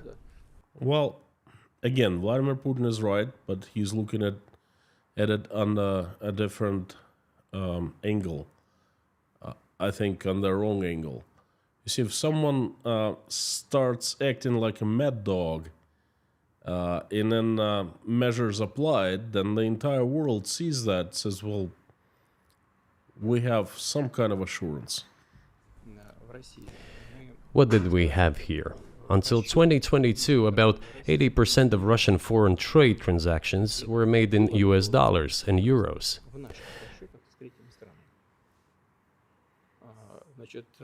US dollars accounted for approximately 50% of our transactions. By the way, doesn't damage American economy, US economy that much, but it empowers Putin by not allowing Russians to transfer capital out of Russia easily. Okay, he's got a point there. Our transactions in yuan accounted for about 3%. Yuan is the Chinese currency, so used to be 3%, now it's 13%. Today, 34% of our transactions are made in rubles, and about as much, a little over 34% in yuan. Зачем Well, Соединенные Штаты это сделали? Why did the United States do this? My only guess is self-conceit. They probably thought it would lead to full collapse, but nothing. Vladimir Putin is either misinformed or lying again, because China recently stopped all transactions with Russia in Chinese currency, yuan, in Russian rubles, in American dollars, just about anything. No more China. Collapsed. Moreover, other countries, including oil producers, are thinking of and already accepting payments for oil in yuan. Do you even realize what is going on or not? I don't think so. Does anyone in the United States realize this? Vladimir, you are exaggerating just a little tiny bit, not a lot. So, you're in for a big surprise from China now. Соединенные Штаты. What are you doing? You are cutting yourself off. All experts say this. То, что всегда... Ask any intelligent and thinking person in the United States what the dollar means for the US. But You're killing it with your own hands. I think that's I think that's a fair assessment. The question is what comes next, and maybe you trade one colonial power for another, much less sentimental and forgiving colonial power. I mean, is the BRICS, for example, in danger of being completely dominated by the Chinese economy Yes, it is. in a way that's not good for their sovereignty? Do you worry about it? It would be if, of course, Vladimir Putin doesn't worry. Okay, that's definitely not his concern. But what Tucker Carlson is asking would be a concern if there was big economic cooperation between BRICS countries.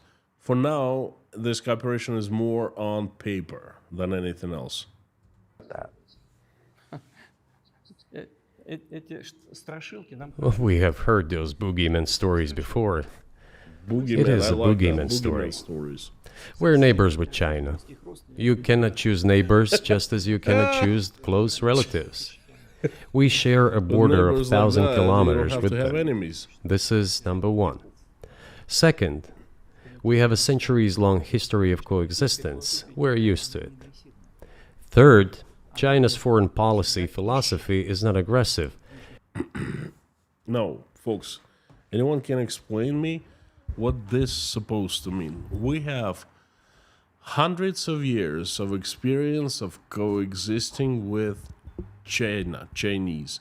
How that experience is going to help to coexist with China now? What the heck is he talking about? Its idea is to always look for compromise, and we can see that. The next point is as follows. We are always told the same boogeyman story, and here it goes again, through an euphemistic form, but it is still the same boogeyman story. The cooperation with China keeps increasing. The pace at which China's cooperation with Europe is growing is We'll see higher and soon. greater We'll see than how that cooperation of the Russia and growth China of will be Chinese-Russian growing soon. cooperation. Ask Europeans, aren't they afraid? They might be, I don't know. But they are still trying to access China's market at all costs, especially now that they are facing economic problems.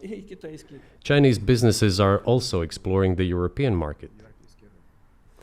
Do Chinese businesses have small presence in the United States? Yes, the political decisions are such that they are trying to limit their cooperation with China.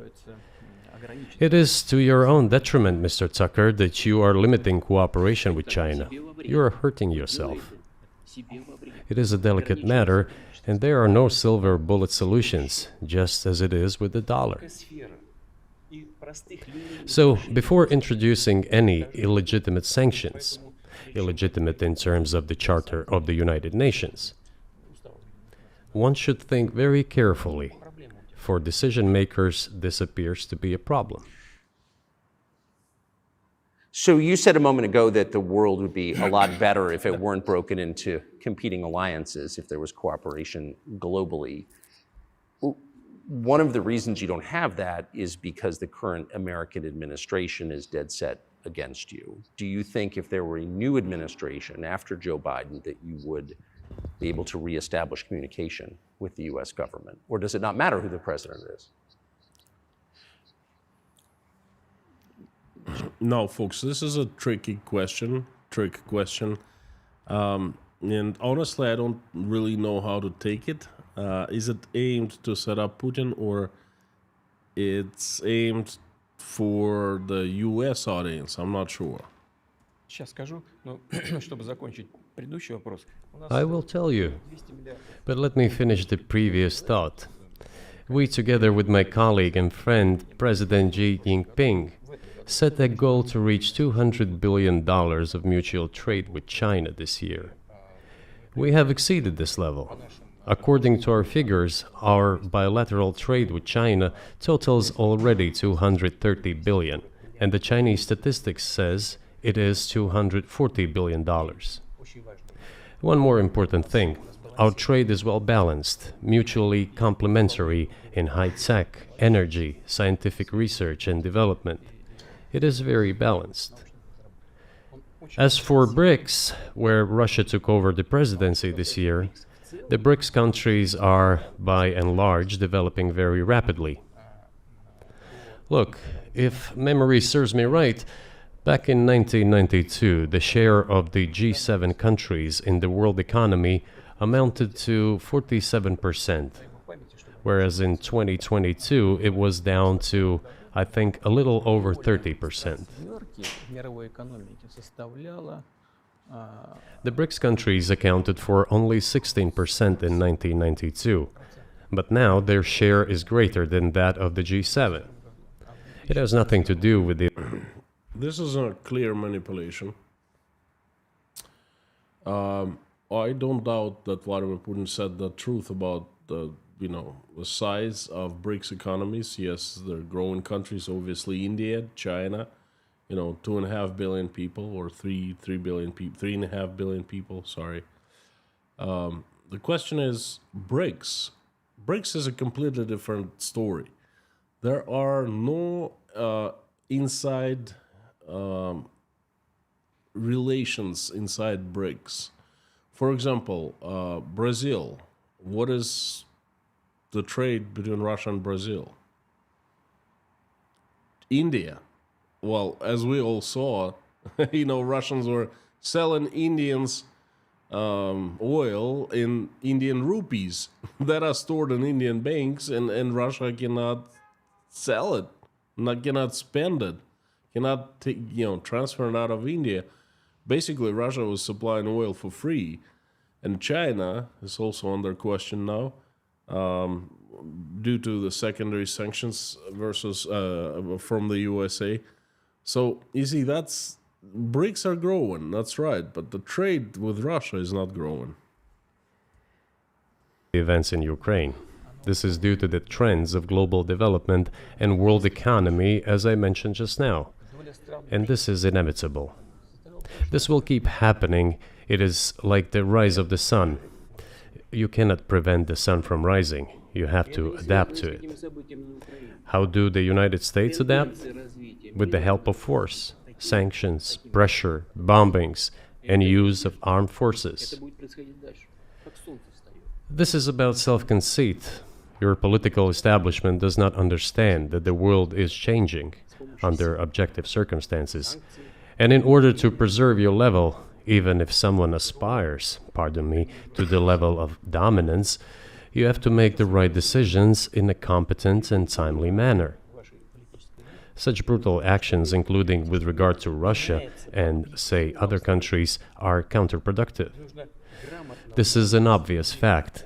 It has already become evident. You just asked me if another leader comes and changes something. It is not about the leader. It is not about the personality of a particular person. I had a very good relationship with, say, Bush. I know that in the United States, he was portrayed as some kind of a country boy who does not understand much. I assure you that this is not the case. I think he made a lot of mistakes with regard to Russia too. I told you about 2008 and the decision in Bucharest to open the NATO's doors for Ukraine and so on. That happened during his presidency. He actually exercised pressure on the Europeans. But in general, on a personal human level, I had a very good relationship with him. He was no worse than any other American or Russian or European politician. I assure you, he understood what he was doing as well as others. I had such personal relationship with Trump as well. It is not about the personality of the leader, it is about the elite's mindset. If the idea of domination at any cost... The elite's mindset. This is a new concept, another new concept that Vladimir Putin introduces. But before I jump to the elite's mindset, let me take a little break. This is the third time I'm watching this interview. The first time I watched just to get myself acquainted, to acquaint myself with it. Second time I watched sitting with, basically taking notes in my notebook, and it took me about 6 hours to break down this interview. Now I'm watching for the third time and commenting. Pretty tiring. So I really would like to ask you to hit the like button. Be nice, encouraging. And I see that almost 700 people hit dislike button. I don't even want to turn the comments on. It's not about censoring anyone. It's about just seeing so much negativity. Is it against me for giving this to you? This is, I mean, what is there you not liking about me telling you? Do you disagree with my opinion? I don't know. So, it'd be nice if you like it. If you want to help me out a little bit, buy me a tea or coffee at buymeatcoffee.com. Become a Patreon. That'd be nice. Not necessarily, but hey, that'd be much appreciated. Thank you. Again, I'm going to be taking about a week off. Having troubles with my voice. Every evening it seems like it gets harsher and it hurts talking. So this is my last stream for quite some time. I might do a video here and there, but not on a regular basis. I'll definitely keep you informed of what's happening through Patreon, through sponsorship, and probably through some community posts. Thank you. Let's get back to... This is... Now, folks, so you understand, this is hugely important part of the interview. Hugely important. This is what... Everything before was a setting for this. Vladimir Putin wants you to hear this and wants you to influence your minds with this. And I'm going to tell you, explain you what's happening in just a couple minutes. Based also on forceful actions, dominates the American society, nothing will change. It will only get worse. But if, in the end, one comes to the awareness that the world has been changing due to the objective circumstances, and that one should be able to adapt to them in time, using the advantages that the US still has today, then perhaps something may change. Look, China's economy has become the first economy in the world in purchasing power parity. Again, in terms of volume, purchasing power, volume of the economy. Volume is usually GDP. I mean, what is there another benchmark that economy is judged? A GDP. It overtook the US a long time ago. The Chinese economy is not number one. Chinese economy is number two, way behind the United States of America. What is he talking about? The USA comes second, then India, 1.5 billion people, and then Japan, with Russia in the 5th place. Russia is not even in the first 10 by GDP. What the heck? Who was doing your speech? Or where's Oompa Loompa? Hey, did someone turn off your, did the batteries run out or something like that? Where's Oompa Loompa? Russia was the first economy in Europe last year, despite all the sanctions and restrictions. Is it That's normal not true. from That your point of simply is view? not true. Sanctions, That's restrictions, manipulation. impossibility of payments in dollars, being cut off from SWIFT services, sanctions against our ships carrying oil, sanctions against airplanes, sanctions in everything, everywhere. And everything and everywhere is falling apart. That's right. The largest number of sanctions in the world which are applied In the are human's applied history, against not Russia. just the world. And we have become Europe's first economy No, during you this did time. not. Ну, надо же подумать. The tools that did US not uses don't become work. Europe's first Well, economy. one has to think about what to do. Later on, I'll explain. If this how realization he's comes to the ruling manipulated elites, some then numbers, yes, then the manipulating, first person of the Ugh. state will act in anticipation of what the voters and the people who make decisions at various levels expect from this person. Then maybe something will change. But you're describing two different systems. You say the leader acts. Basically, he keeps on telling how Russia is doing economically great and number one in Europe. It's imagine that you were.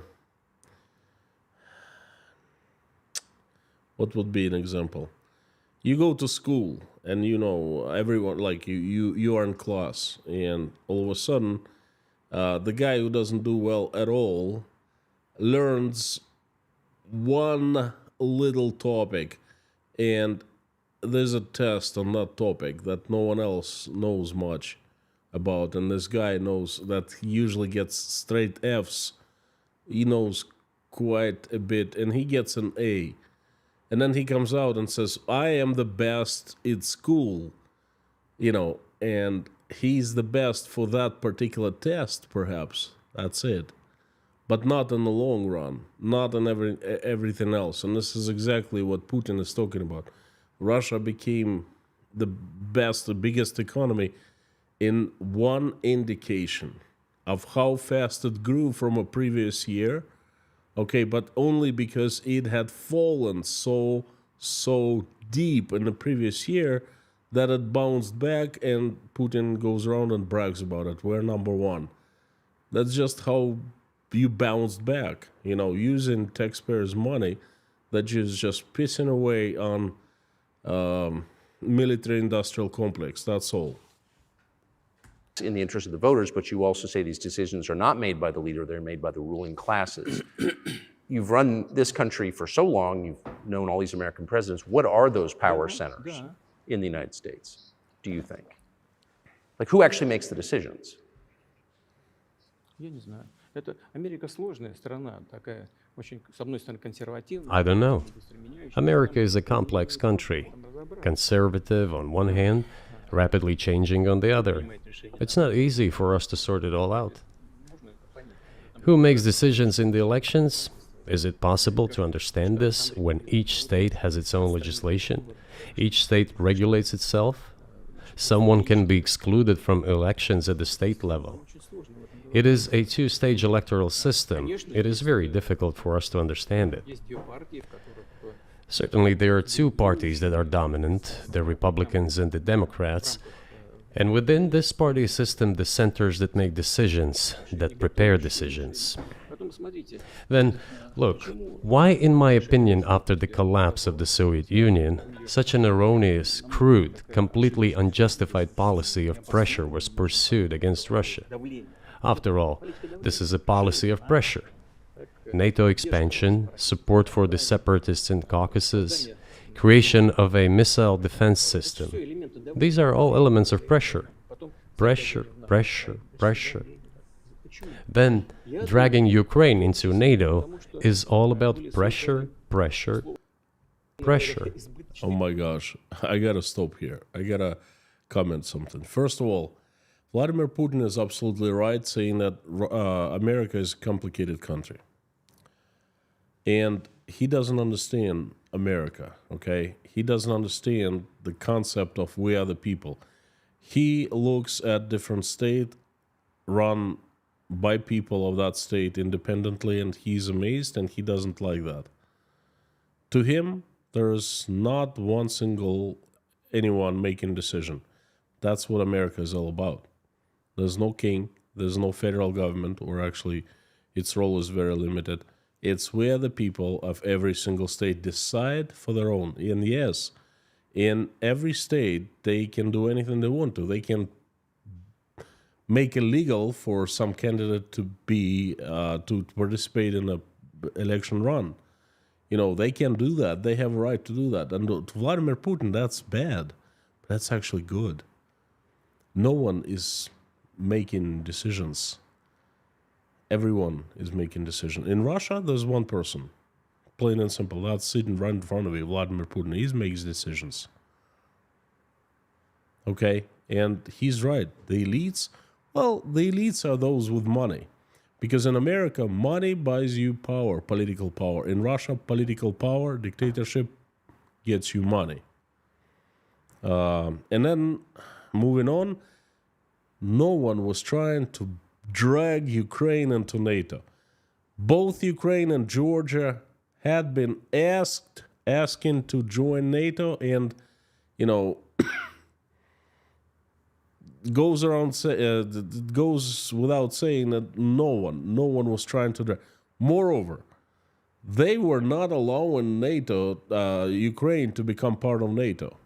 Far from it, because there are so limitations. You gotta try real hard to become part of NATO. So Why? I think, among other things, because excessive production capacities were created. During the confrontation with the Soviet Union, there were many centers created and specialists on the Soviet Union who could not do anything else. They convinced the political leadership that it is necessary to continue chiseling Russia, to try to break it up, to create on this territory several quasi-state entities, and to subdue them in a divided form, to use their combined potential for the future struggle with China. It wasn't Soviets' fault that the country This is a mistake, including... It wasn't the economy. It wasn't the lions. It wasn't people starving. It was not like that. It's just evil forces from outside Russia wanted to break the USSR apart. Okay, understood. The excessive potential of those who worked for the confrontation with the Soviet Union. It is necessary to get rid of this. There should be new, fresh forces, people who look into the future and understand what is happening in the world. This is a meta message he's sending to you folks. And then he wants it to stick inside your heads real well. This is time to move forward. This is time to negotiate. This is time to leave behind our differences. This is time to look for the future. Look at how Indonesia is developing. 600 million people. Where can we get away from that? Nowhere.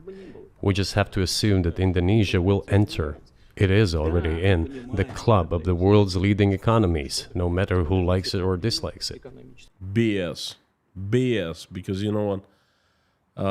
Indonesia might be big by numbers, but no one is running to live in Indonesia. Everyone is Indonesians try to get to the United States, to Europe. Okay, so no. Indonesia is... No. Its leadership is, let's put it this way, very specific. Yes, we understand and are aware that in the United States, despite all the economic problems, the situation is still normal, with the economy growing decently. Oh, the really? Oh, you were predicting it to fall apart? But now the situation is normal and economy is growing decently? No, really? GDP is growing by 2.5%, if I'm not mistaken. But if we want to ensure the future, then we need to change our approach to what is changing. As I already said, the world would nevertheless change, regardless of how the developments in Ukraine end. The world is changing. Regardless how it ends. Regardless. Well, what an... In the United States themselves, experts are writing that the United States are nonetheless gradually changing their position in the world. It is your experts who write that. I just read them. The only question is how this would happen, painfully and quickly, or gently and gradually. And this is written by people who are not anti-American. They simply follow global development trends. That's it. And in order to assess them and change policies, we need people who think, look forward. Oompa loompa pa pa pa bum pa pa pa bum pa pa pa bum. Let me tell you, I am a person who goes in front of camera and live streams, and I know what it is to read the script, which I usually don't, or be spontaneous in front of camera. You cannot. Putin is not being spontaneous. He is listening to Oompa Loompa, or many ones, and he's simply repeating. He is making speeches, many speeches, and then he wants these speeches to get right inside of your brains. He wants to seed the plants of anger and, disobedience with, he wants to seed the anger of helping Ukraine, spending your taxpayers' money, and so forth. Can analyze and recommend certain decisions at the level of political leaders. I just have to ask, you've said clearly that NATO expansion eastward is a violation of the promise you all were made in 1990. It's a threat to your country. Right before you sent troops into Ukraine, the Vice President of the United States went to the Munich Security Conference and encouraged the President of Ukraine to join NATO. Do you think that was an effort to provoke you into military action? Мы просто, я еще раз повторяю, мы многократно предлагали... I repeat once again, we have repeatedly proposed to seek a solution to the problems that arose in Ukraine after 2014 coup d'etat through peaceful means. But no one listened to us. And moreover, the Ukrainian leaders who were under the complete US control suddenly declared that they would not comply with the Minsk agreements. They disliked everything there and continued military activity in that territory. So you attacked them and you started killing Ukrainians. Nice. Шло освоение этой территории натовскими военными структурами под видом различных центров. And in parallel, that territory was being exploited by NATO military structures under the guise of various personnel training and retraining centers. They essentially began to create bases there. That's all. Ukraine announced that the Russians were a non-titular nationality, while passing the laws that limit the rights of non-titular nationalities in Ukraine. Ukraine, having received all the southeastern... May I ask a question? Is that a crime? If Ukrainian people come together and decide that Russian language and Russian, culture is not number one anymore, not the key, that's called democracy, when the majority rules. Is it enough for another country to come in and kill everyone? Is that justifying enough? Territories as a gift from the Russian people. Suddenly, Ukraine has territories as gift from Russian people. That was received like 1,000 years ago in the course of history. Nice.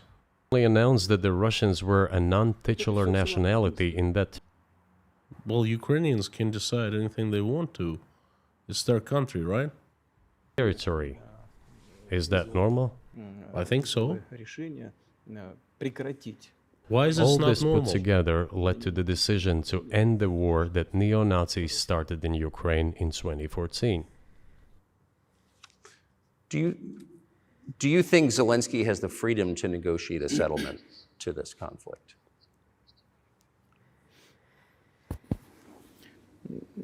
I don't know the details. Of course, it's difficult for me to judge. But I believe he has, in any case, he used to have. His father fought against the fascists, Nazis, during World War II. I once talked to him about this. I said, Volodya, what are you doing? Why are you supporting neo-Nazis in Ukraine today, while your father fought against fascism? He was a front-line soldier. I will not tell you what he answered. This is a separate topic, and I think it's incorrect for me to do so. But as to the freedom of choice, why not? He came to power on the expectations of Ukrainian people that he would lead Ukraine to peace. He talked about this. It was thanks to this that he won the elections overwhelmingly. But then, when he came to power, in my opinion, he realized two things. Firstly, it is better not to clash with neo-Nazis and nationalists, because they are aggressive and very active. You can expect anything from them. And secondly, the US-led West supports them and will always support those who antagonize with Russia. It is beneficial and safe. So he took the relevant position despite promising his people to end the war in Ukraine. He deceived his voters. But do you think at this point, as of February 2024, he has the latitude, the freedom to speak with you or your government directly about putting an end to this, which clearly isn't helping his country or the world? Can he do that, do you think?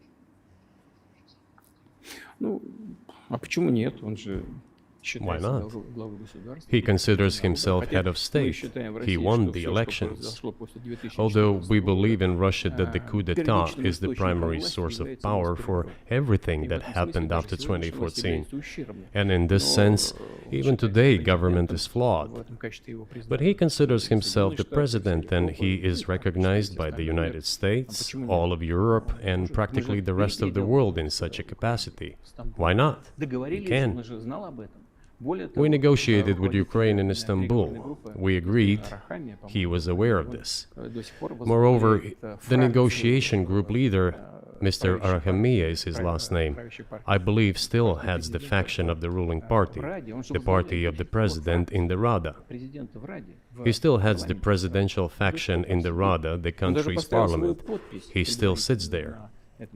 He even put his preliminary signature on the document I am telling you about. But then he publicly stated to the whole world, we were ready to sign this document, but Mr. Johnson, then the Prime Minister of Great Britain, came and dissuaded us from doing this, saying it was better to fight Russia. They would give everything needed for us to return what was lost during the clashes with Russia, and we agreed with this proposal. Look, his statement has been published. He said it publicly. Can they return to this or not? The question is, do they want it or not? Further on, President of Ukraine issued a decree prohibiting negotiations with us. Let him cancel that decree, and that's it. We have never refused negotiations, indeed. We hear all the time, is Russia ready? Yes, we have not refused. It was them who publicly refused. Well, let him cancel his decree and enter into negotiations. We have never refused. And the fact that they obeyed the demand or persuasion of Mr. Johnson, the former Prime Minister of Great Britain, seems ridiculous and very sad to me. Because, as Mr. Arahamiya put it, we could have stopped those hostilities with war a year and a half ago already. But the British persuaded us and we refused this. Where is Mr. Johnson now? And the war continues. That's a good question. Where do you think he is and why did he do that?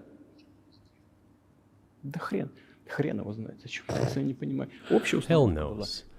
I don't understand it myself. There was a general starting point. For some reason... Whoops. Interrupted the live The stream. following is an interview. I apologize.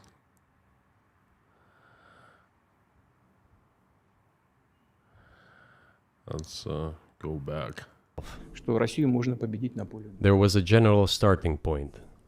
For some reason, everyone had the illusion that Russia could be defeated on the battlefield. Because of arrogance, because of a pure heart, but not because of a great mind.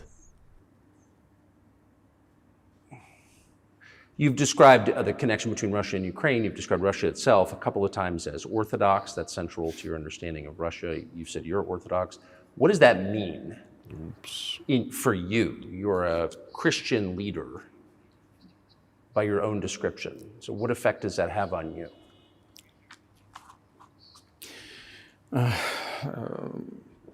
You know, as I already mentioned, in 988, Prince Vladimir himself was baptized following the example of his grandmother, Princess Olga.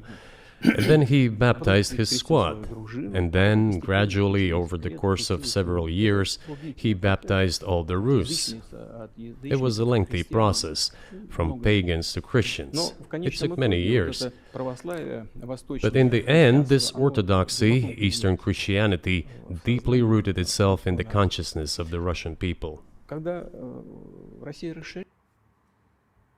When Russia expanded and absorbed other nations who profess Islam, Buddhism, and Judaism, Russia has always been very loyal to those people who profess other religions. This is her strength. This is absolutely clear.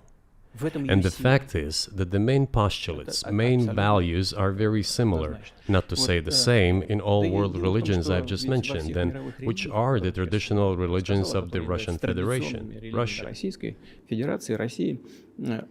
By the way, folks, you know what? I find this,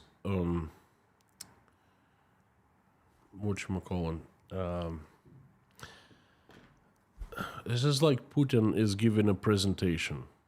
How great Russia is, how Russia is so ready to negotiate, so peaceful. Russia is... I'm listening to him and I'm thinking to myself, Russia couldn't invade Ukraine. Russia is so nice, judging from Putin's words, you know.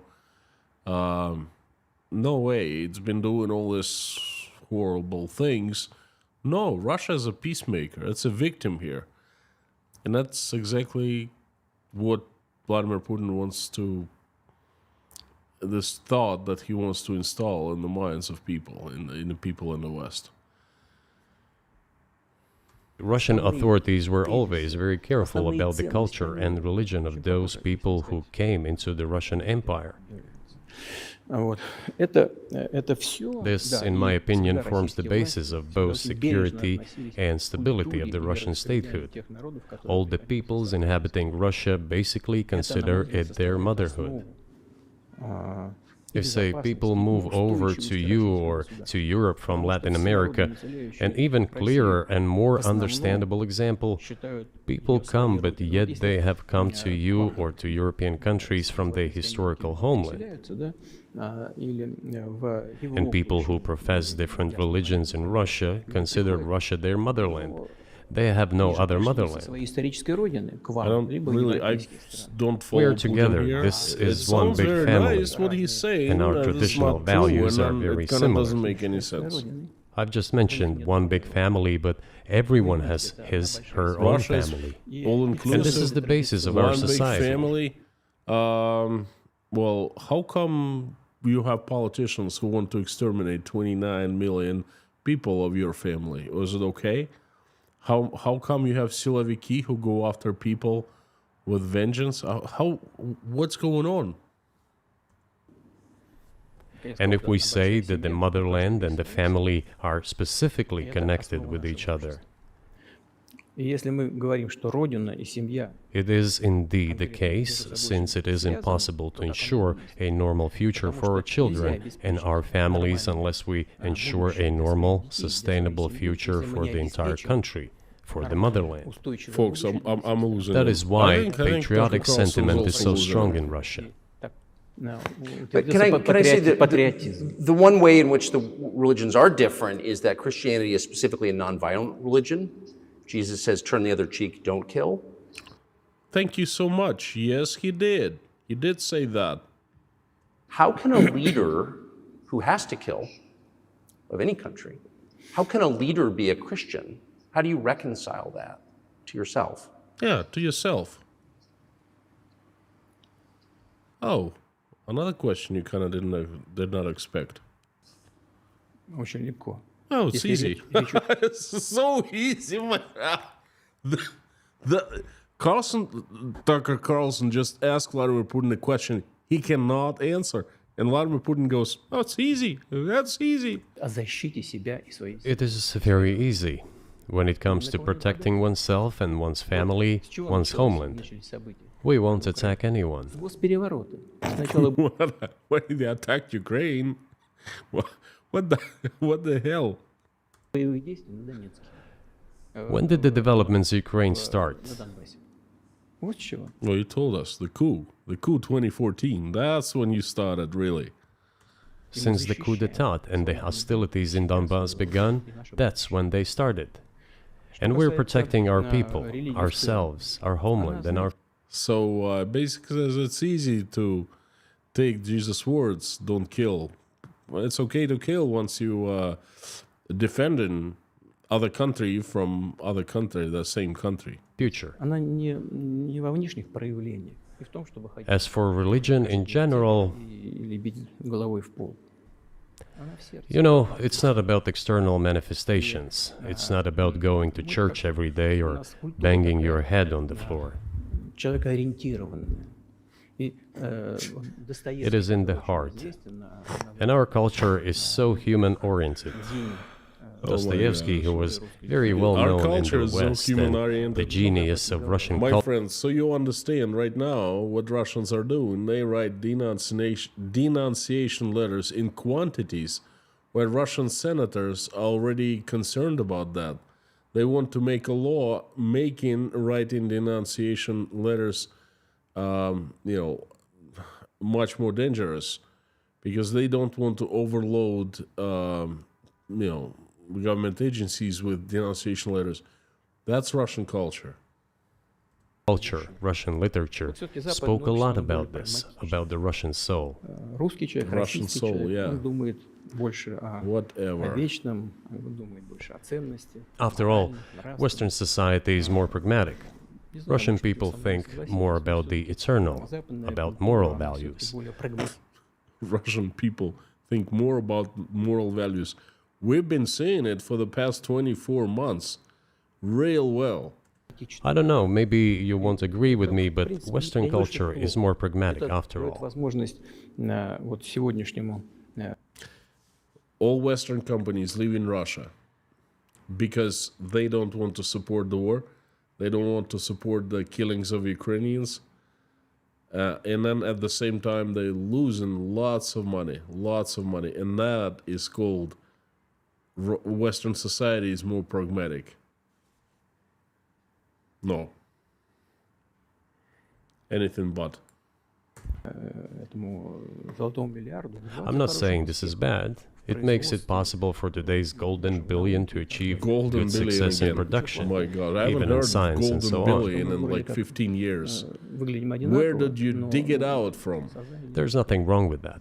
I'm just saying that we kind of look the same, but our Well, minds so are do you built a see little the different. supernatural at work as you look out across what's happening in the world now? Do you see God at work? Do you ever think to yourself, these are forces that are not human? Да нет, я, честно говоря, так не думаю. Я думаю о том, что No, to be honest, I don't think общество so. развивается вот по своим внутренним My opinion is that the development of the world community is in accordance with the inherent laws, and those laws are what they are. Так было всегда в истории человечества.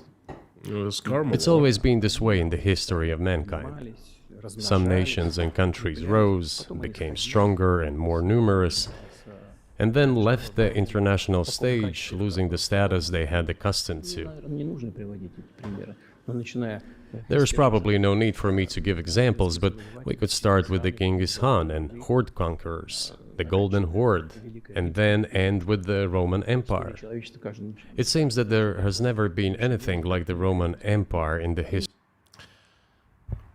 Yes. history of mankind. потенциал I'm not an expert on Russian history, but I'm an expert on Roman Empire.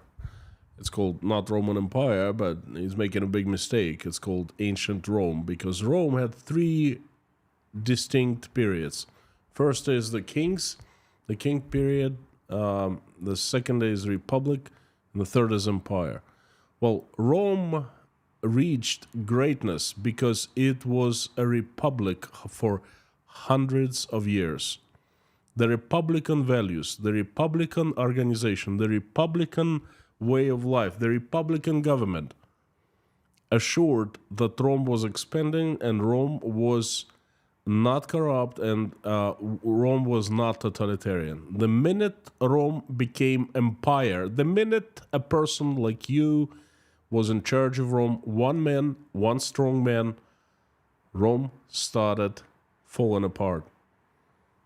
Since it had accumulated, the Republic accumulated so much wealth, so much power, it took 100 years for Rome to start showing the signs of, falling apart, and then took a few hundred years, couple hundred years to actually fall apart. Okay, but the reason was Rome turning empire. Strong man seizing power. Okay, strong man just like you. Nevertheless, the potential of the barbarians gradually grew, as did their population. In general, the barbarians were getting stronger and begun to develop economically, as we would say today. This eventually led to the collapse of the Roman Empire and the regime imposed by the Romans. However, it took 5 centuries for the Roman Empire to fall apart. The difference with what is happening now is that all the processes of change are happening at a much faster pace than in Roman times. So when does the AI empire start, do you think?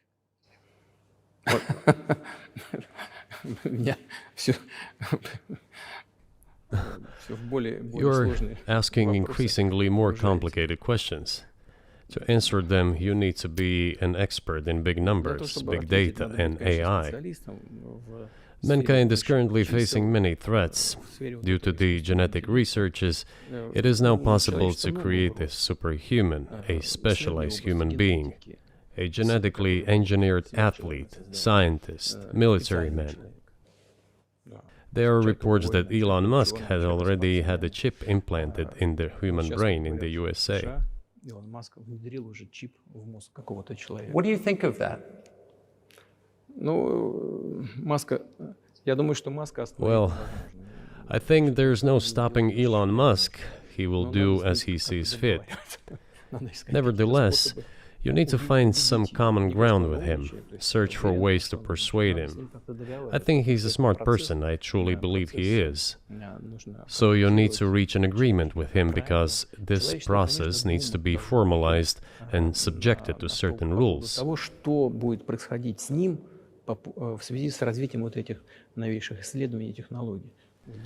Humanity has to consider what is going to happen due to the newest development in genetics or in AI. One can make an approximate prediction of what will happen.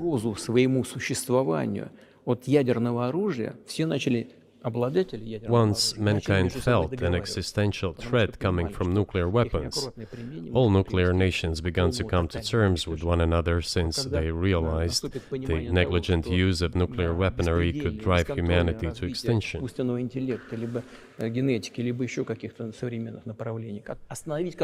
It is impossible to stop research in genetics or AI today, just as it was impossible to stop the use of gunpowder back in the day. But as soon as we realize that the threat comes from unbridled and uncontrolled development of AI, or genetics, or any other field, the time will come to reach an international agreement on how to regulate these things. I appreciate all the time you've given us. I just got to ask you one last question, and that's about someone who's very famous in the United States, probably not here, Evan Gershkovich, who's the Wall Street Journal reporter. He's 32, and he's been in prison for almost a year. This is a huge story in the United States, and I just want to ask you directly, without getting into the details of it or your version of what happened, if as a sign of your decency, you would be willing to release him to us and we'll bring him back to the United States.